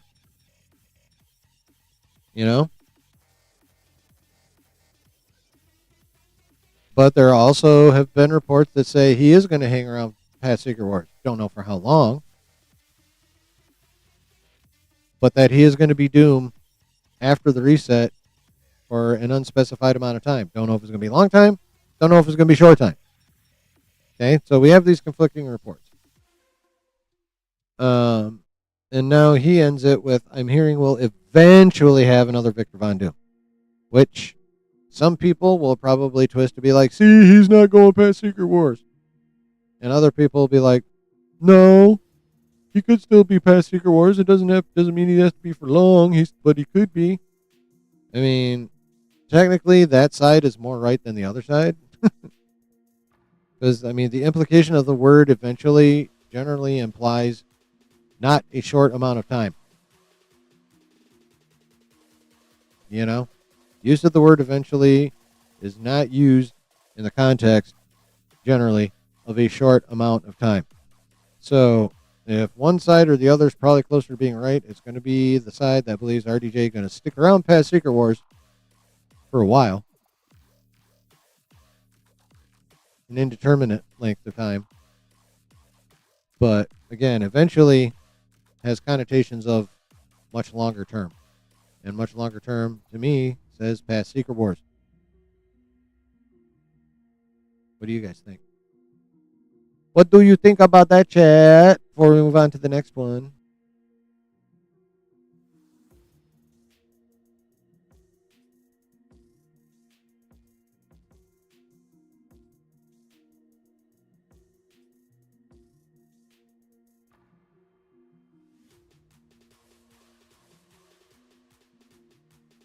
Yeah, no, not a super big deal, is it? But, all right, next question. Will any of the projects coming out this year have any major ties to Doomsday? Vision Quest and Brand New Day are the closest things, but it's very, very light. Okay. Not a lot to dig into there, really. Next one. Was there any official info about Doom having an open narration in the Library of Worlds in Avengers? Or is that just an idea thrown around or based on a fake leak? That isn't true. That's a bummer.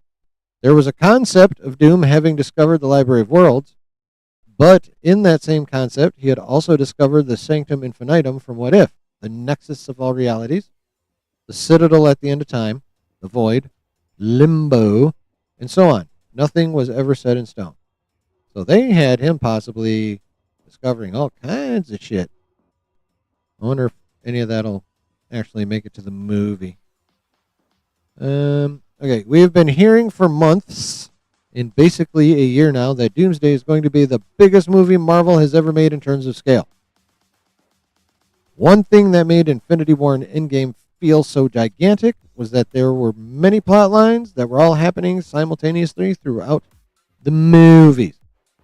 I was wondering if you could tell us the main plot lines that we will be following throughout Doomsday. For example, in Infinity War, there's Strange, Tony, and Peter, and the Guardians, Thor, Rocket, and Groot, the Avengers, and Wakandans, and Thanos' plotline.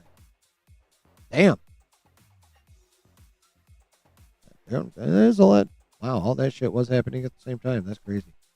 Good question, Alex says. It's a bit more unified and cohesive this time around. Yes, there will be a couple of different teams, but they'll eventually get together for the film. Cool. With Doomsday, should we expect to see any of the cosmic entities? Since the multiverse is ending, I would think they would get involved. I mean, I would say they get involved in the comics, but basically the cosmic entities are involved only insofar as the Beyonders fucking kill them all.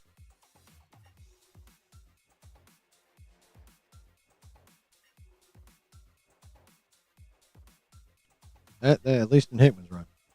Alex says, the most I've heard about was the Watcher, but that's about it. That'd be interesting.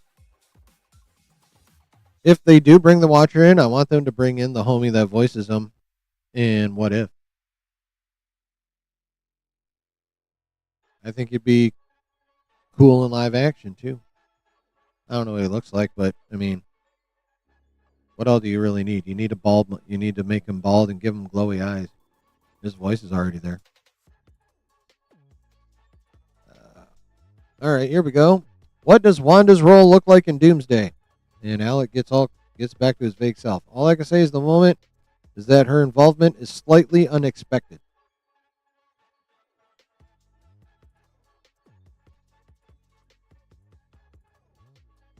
Fucking slightly unexpected? What the fuck does slightly unexpected mean? I mean, there's been speculation, especially, for a while now, after we found out, like a month, I don't know, a few weeks ago, however long it's been,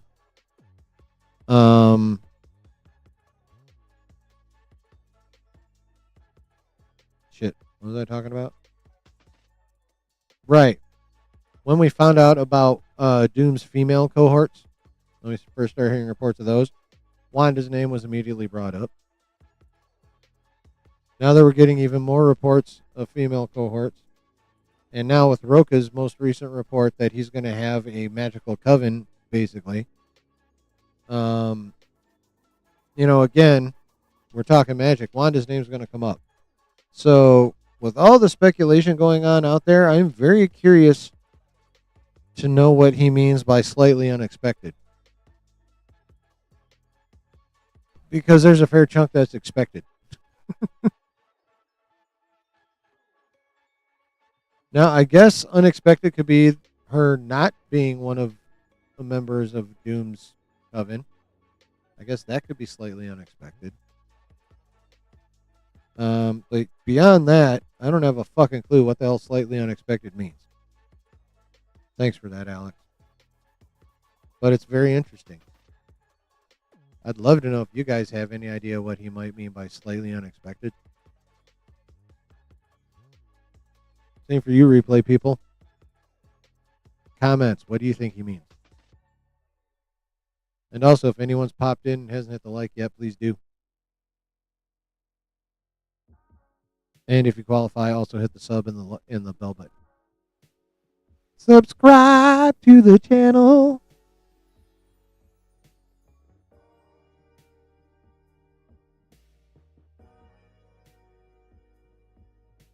You're blaming Peggy's dementia on the cheek clap heard around the multiverse?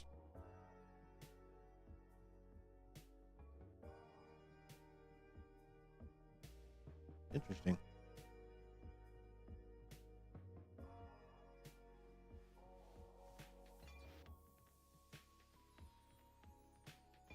I think she's just over 80 and her brain is becoming oatmeal.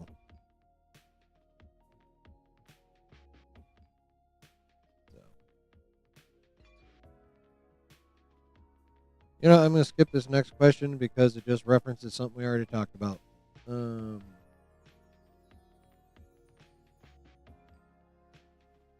right. Are the photos that leaked of the actors in costume legit? I can confirm that there is a very substantial leak of Doomsday pictures during the last days of 2025. I will, however, not address their content on this page. Well, all right, moving on to Secret Wars. Any further thoughts on the Doomsday stuff? Some of it's cool, some of it's like, yeah, what the fuck ever.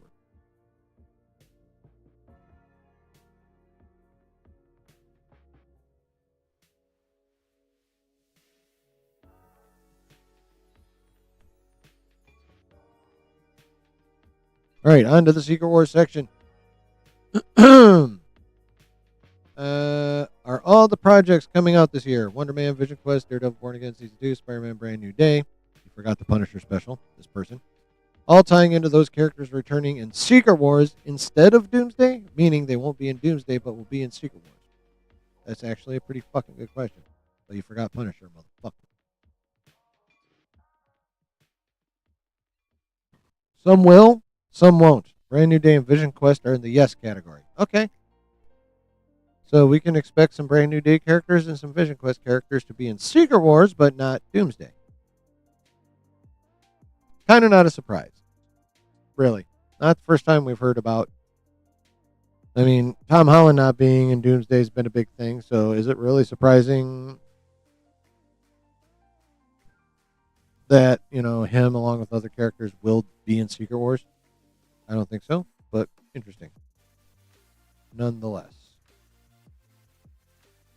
I like how he just confirmed Brand New Day and Vision Quest. Leaving off Wonder Man, Born Again, Daredevil, yada, yada, yada. I mean, that's not really surprising, though. Not to me. What are the chances Secret Wars will be split into two parts? The current rumor, excuse me, the current rumor running around is that Secret Wars is going to be split into two parts. I'd like to pile onto that rumor and say that there's a very high chance they could. And the reason why is that over the last few days, the team here at the Cosmic Circus has been monitoring updates for developments on multiple Marvel projects and have discovered that Avengers Secret Wars, which was originally approved to start in the coming months, has now ground into what is known as a conditional start phase. Essentially, it means that Marvel cannot legally film anything for Secret Wars until a new verification of the contract is achieved. In the few instances that this has happened, it's because there's been a massive shift from what the production was originally looking like. For example, like one film now being split into 2 parts. Well, now, obviously, we just talked about this subject on Saturday, but this is very interesting information. Secret Wars was originally ready to go, I think, like June or July, but now it's in conditional start because they need to verify a new contract. And generally it's because there's been a massive shift from what they were going to do. Well, chat, I don't know about y'all, but I'm starting to be a believer. I've been highly skeptical. So many reports out there about how anxious Feige was to get playing in the new in his full sandbox.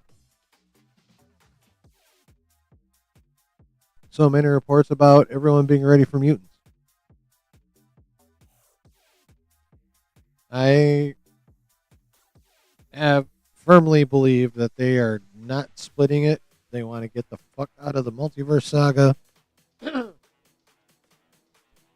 and get into the mutants, which is what pretty much everyone fucking wants, is the mutants. Give us the mutants. Give us the mutants. But we got report after report after report about their talk. They're considering splitting Secret Wars. They're talking about splitting Secret Wars. The likelihood is going up that they're splitting Secret Wars. Well, now we have actual, like, not speculation, but, you know, literal legal corporate workings that suggest a split is coming. So, I'm starting to believe, chat. Now, if you'll bear with me, I'll lay out the same scenario I laid out on Saturday, which is in 2028, Marvel has 3 definite slots and a conditional slot in December. They have February, they have a May, what's the third one? I think November, and a tentative December. And I see it going this way. It's either going to be Secret Wars Part 1 in December. Obviously, that won't change. They could do Part 2 in February. And then start filming something later this year or very, very early next year and have whatever's next go in May. Probably followed by, well, they could do X-Men and drop that in May. Get right at it. Or they could drop a sequel there like BP3 or Thor 5 and then give us the X-Men in November. Or, and then maybe something, maybe not something in December. Or they could go December, May, start filming something later this year, very early next year. Actually, no, if it's going to be, they're going to do it this way. They need to start filming it like summer. And put some kind of either one of the sequels or maybe just a, you know, Battle World movie in February, and then we still get X-Men in November. Now, I've seen some people positing that they might actually utilize that December slot for Secret Wars Part 2 and drop a couple 3 Battle World movies before that.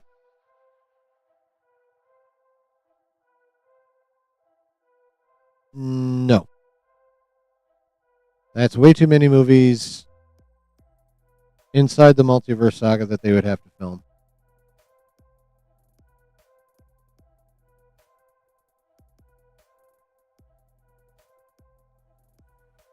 Now, watch me be wrong on this one, but I don't see Secret Wars Part 2 going any farther out than the May slot.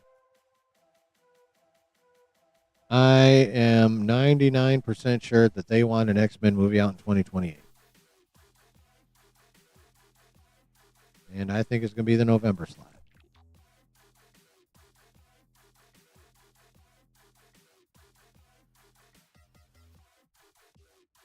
But that's very interesting. Now that we got, like,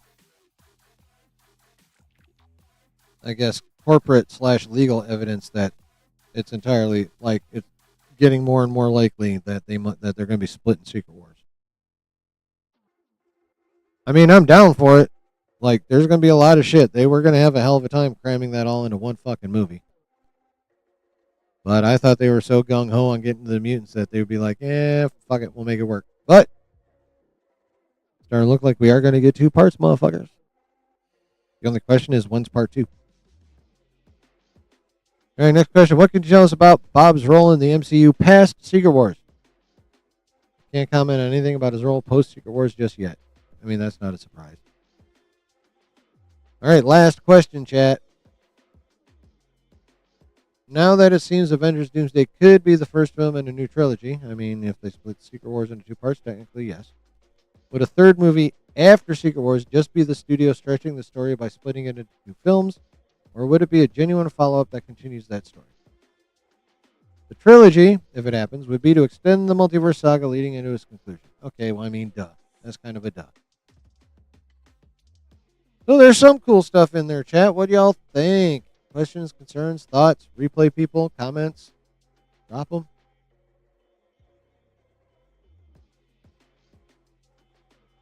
Drop those comments, baby.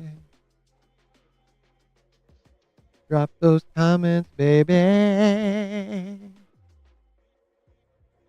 Drop them. Drop them in the comment section, please.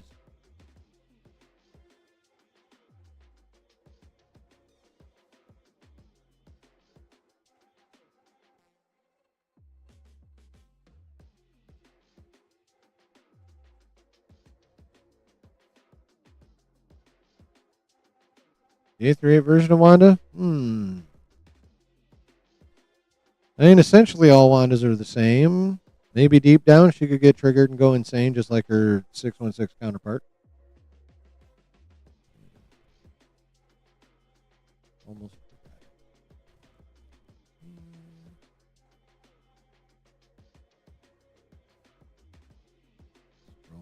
Scrolling. Keep this mouse scrolling. Oh, my fingers swollen. Scrolling.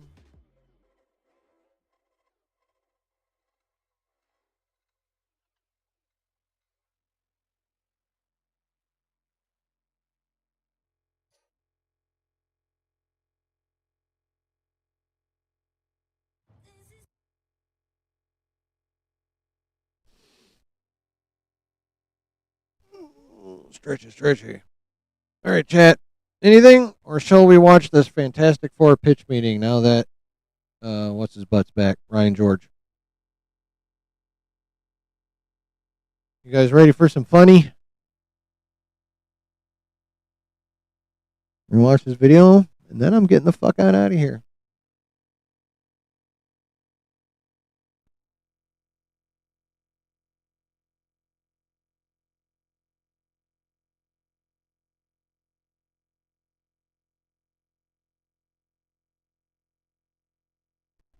C-Dub, I hope you're still paying attention.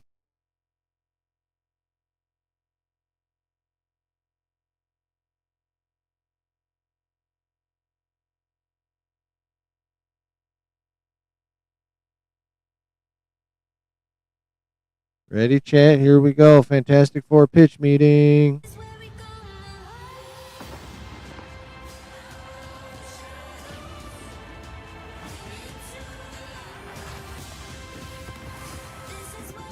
I like me some Olympics. I don't care about the ceremony. Just So, you have a movie. What happened to your hair? Oh, I had a little nervous breakdown. What about you? I didn't do anything to my hair. Great. So, you got a new Fantastic Four script? Yes, sir, I do. And I was thinking we make this one not bad. Oh, I don't know about that. People get weird when we break tradition. I think it's worth a shot, though. Sounds risky, but okay. What happens in this one? Well, this version of the Fantastic Four is going to take place on this alternate Earth that has a style that's kind of retro-futuristic. Sounds like the Jetsons. It's exactly like the Jetsons, sir, and we're not even going to bother with an origin story. We're just going to show a bunch of news stories to get people up to speed. Okay. And then also use that method for a fair chunk of storytelling for the rest of the movie. What was that? So anyway, turns out Mr. Fantastic got the Invisible Woman pregnant. Oh.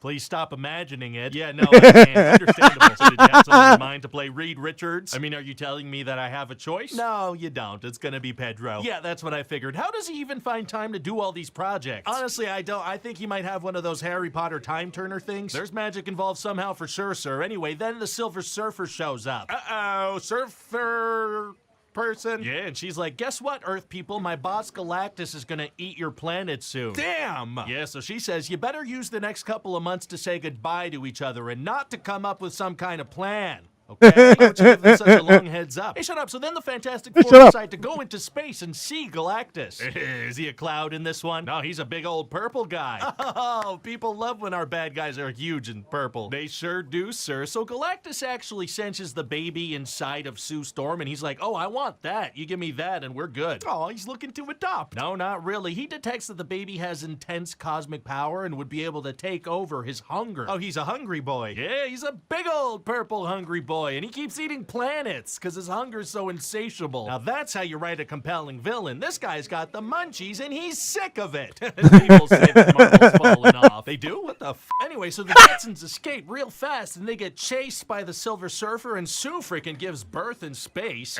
Zero gravity placenta is tight. What? And then what happens? Well, they go back to Earth and give a little press conference like, hey, you know the big purple guy that wants to eat our planet? He said he would not do it if we give him our little baby MacGuffin. So don't worry, we obviously told you we would not do that. Okay, but then the whole planet gets mad at them because they're like, hey, you're condemning all babies. Right, well, it's going to be hard to change people's minds on that front. Actually, it's going to be super easy. Barely an inconvenience. Oh, really? Yeah, see, a couple days later, Sue decides to introduce this little angry mob to the baby, and that changes everyone's minds on the planet. Everyone on the planet. Yeah, Sue's like, I will not sacrifice my child for this world, but I will not sacrifice this world for my child. That doesn't make any sense. I don't care. Oh, okay, so that's the plan. Teleport the Earth. What? Yeah, Reed actually did it once with an egg, and he's like, well, you know, Earth is just a bigger egg. Is it, though? Yes, so they want to do just that. Move the Earth to somewhere else entirely. Doesn't life on Earth kind of depend on our distance to the sun and things of science? Hey, shut up again. So the entire Earth starts working together to build teleportation devices before Captain Munchies flies over and eats the egg that we call home. Oh, wow, wow, wow.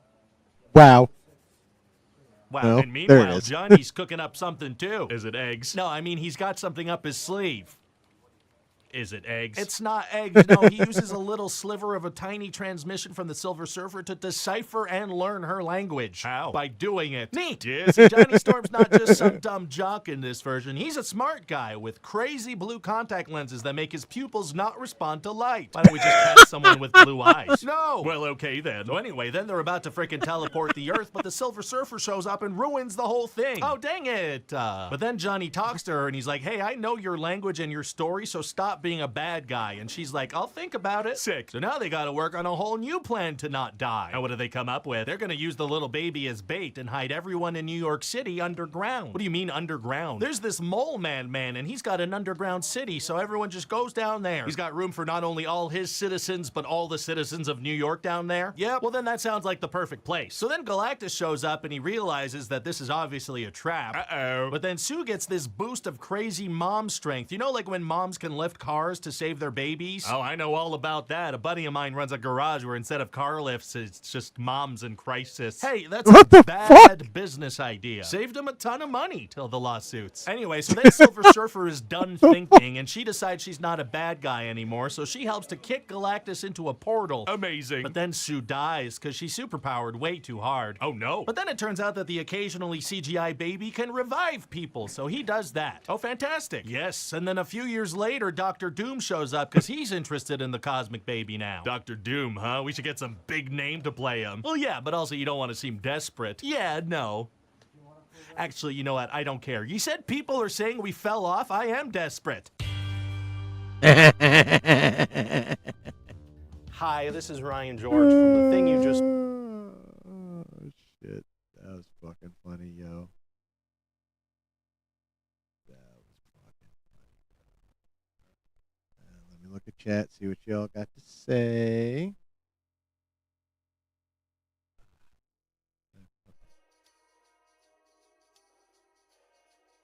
Delta, what's cracking? That line from Sue might be the best serious nonsense ever. I mean, it is pretty, yeah. It's all in the delivery. The way she delivered it, I was like, you know what? I'm convinced.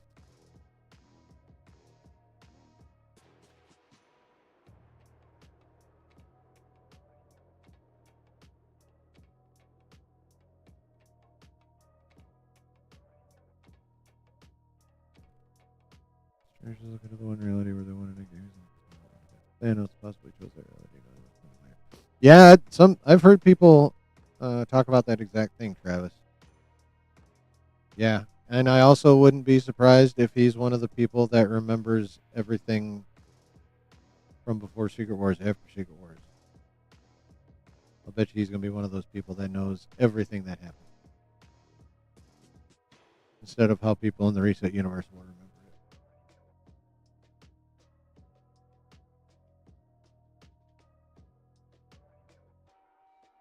Yeah. You got here a little late, Delta Dan. We didn't have too much to talk about. We just watched a fun pitch meeting video, and I'm probably going to get the fuck out of here pretty quick. But I will, as always, give you guys time to bring some shit up. I'll yap. I'll yap some more if you got something you want me to yaps about.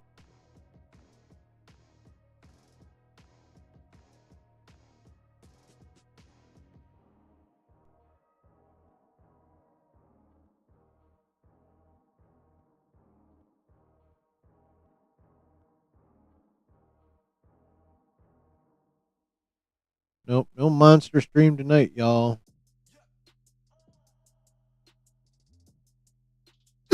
And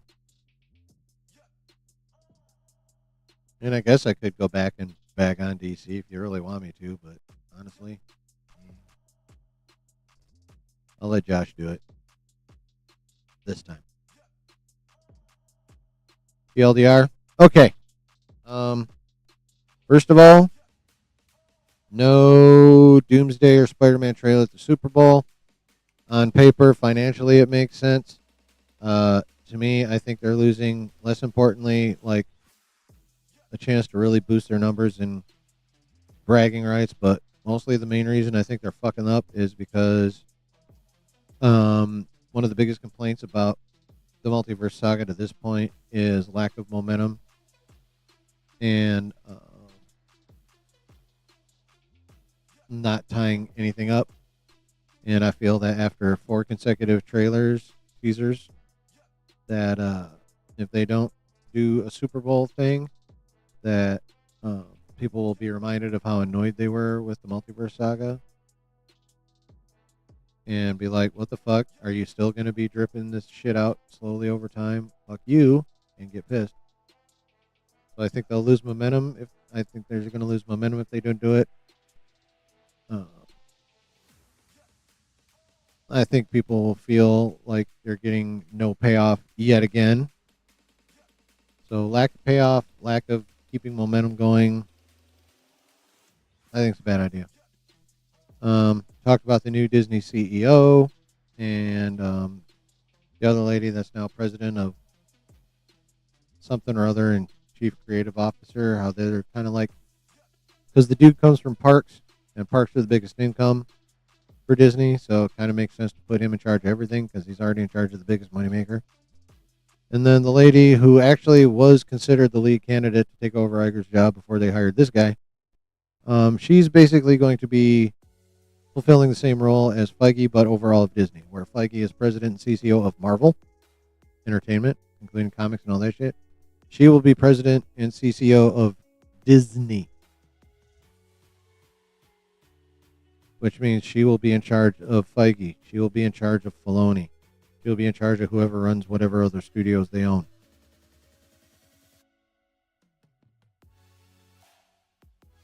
So, while it's not the exact same thing as Gunn and Safran or Filoni and Brennan, whatever the fuck her last name is, it's still kind of that 1-2 punch where like the one person has a lot of experience in one section and not a lot in the other, and then they hire the person to be the CEO's right hand who has the experience in the shit CEO don't know about. So 1-2 punch there. Talked about how Shine dropped a synopsis of what Steve Rogers' role is going to be, and I got to shit on her because it's basically just a regurgitation of what Roca and Snyder were talking about on the hot mic that we talked about on Saturday. And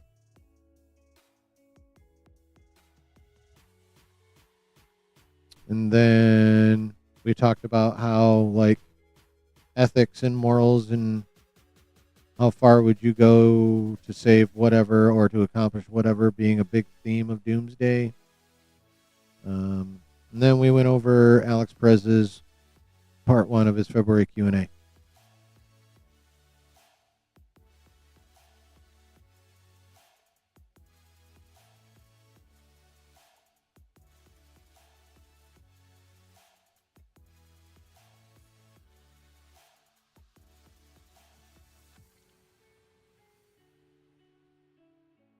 That's funny.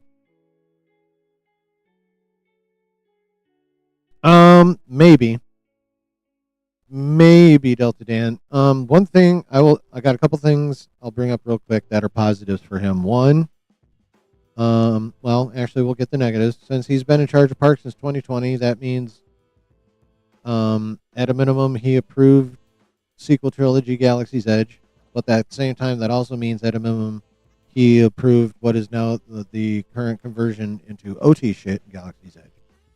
So I guess that kind of washes out. Galaxy Star Cruiser Hotel, that big flop, that's him. Something to do with plastic retractable lightsabers was him. Whatever. But on the flip, some might accuse him of being in an empty suit with no vision, but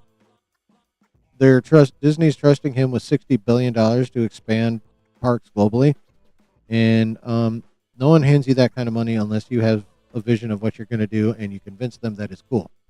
So the accusations that he's in an empty suit with no vision, I feel like are baseless just because of like his current job.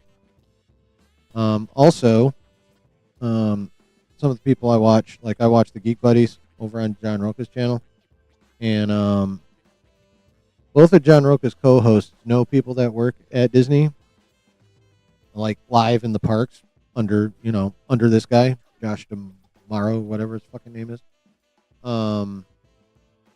And like they both have multiple stories of like dude just being super down to earth. Like he just pop into a cafeteria and talk to employees. Like he makes employees feel like he cares and like relates to them on a basic level and shit. So, that's also kind of cool. So I would say there's probably a 60% chance that we are going to see some changes. Now, where the changes will come, how they'll come, what they'll look like, no idea. But I don't think he's just another empty suit or whatever. Well, that's why I think they made the what's her fuzz Dana Walden his right hand person, Delta Dan, is to do exactly what you're talking about. He handles the parks and the recreation side of the entertainment. And she handles the shit that hits the screen. Pretty much.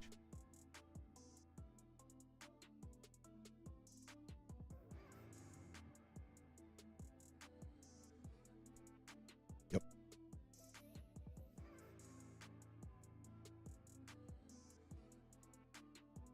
Better be right now. Or it was.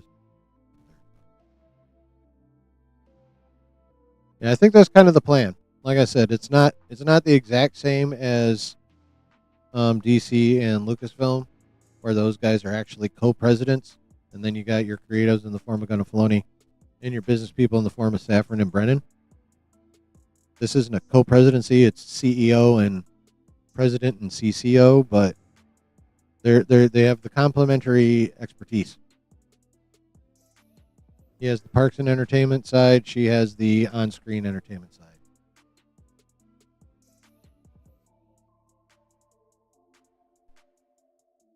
So they both make up for what the other lacks.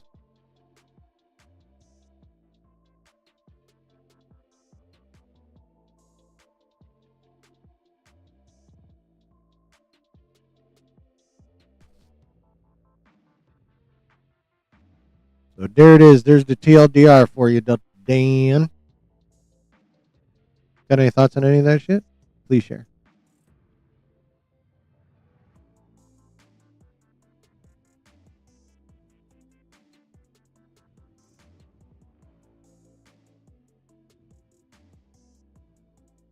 I really need to cut my fingernails.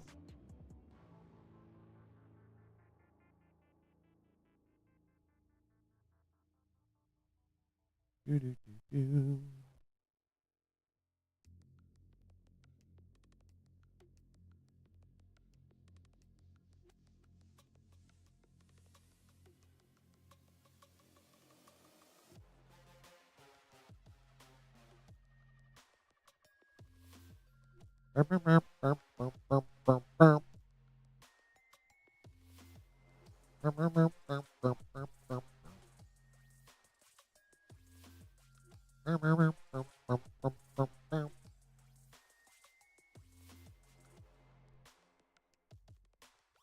Liger did good buying IP, but he overdid it. He made them a ton of money, but now two of the biggest franchises aren't doing great. Yeah, well, I don't know that he overdid it per se, at least when it comes to buying IP, but he definitely overdid it when it comes to the amount of shit he wanted them to produce. And yeah, massive brand dilution. I mean, the dilution wouldn't be as bad if like the quality wasn't so hit or miss. Like if Star Wars and Marvel had stayed actually consistently good, yeah, some people would still feel like there's too much, but not a lot. You watched all 3 seasons of Vox Machina? Nice. I'm still on season 2. I kind of took a break from it. I got on a kick of watching fights. I do that because I have adult ADHD. I'm neurodivergent. So I'll get on a streak and then I'll be like, okay, next for a while. Then I'll get back to it. Like I haven't played my fucking baseball mobile game in months, and then now all of a sudden I've been playing it this week. Overdid it with Disney Plus stuff? Yes, 100%. 100%. Yep, he started the ball rolling. JPEG took the ball and fucking kicked it harder with the Disney Plus. And then Iger's like, God damn it. You went too far.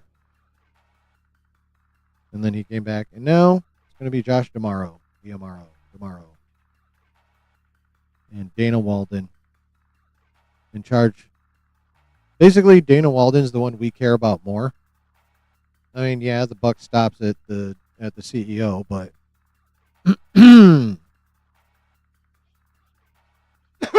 as CCO of all Disney, the shit we care about, for the most part, the buck's going to stop with her.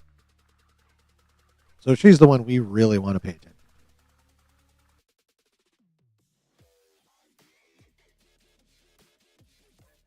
Now, if, like, shit gets out of control, like somehow gets worse or whatever, then we're going to have to move our eyes over to Josh D'Amaro and be like, see if he chooses to do anything about it. But yeah, well over 90% of the time, it's going to be about what Dana Walden decides that's going to affect the shit that we care about.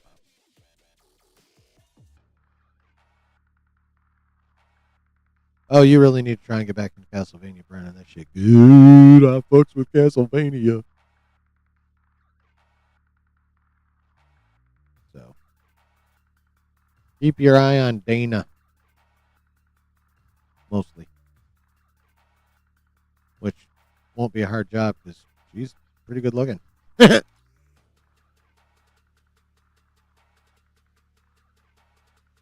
right, chat. I'm going to get the fuck on out of this motherfucker. Hope you guys had a good time. Hope you enjoyed the conversation.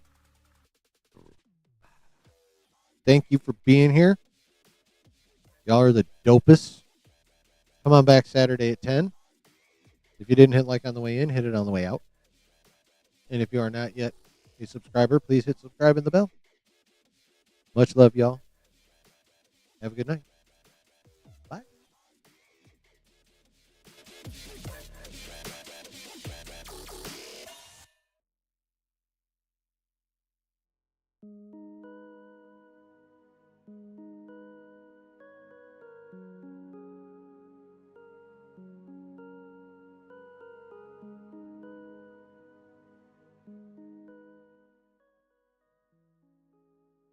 I'm being real with y'all, chat. I'm kind of doing a faster outro because I got to fucking pee a bit.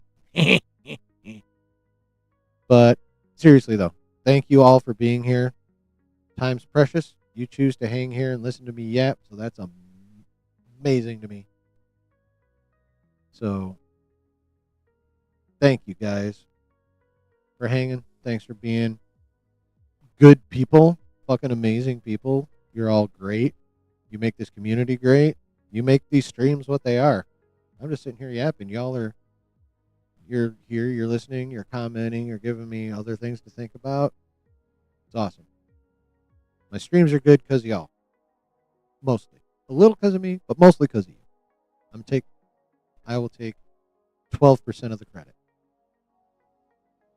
You should get that right. So, come on back Saturday. Hit all the buttons. Join the Discord. Have a good rest of your week. Thank you, Delta Dan. Your permission means everything to me. Anyway. Much love, y'all. We'll see you Saturday at 10. Peace.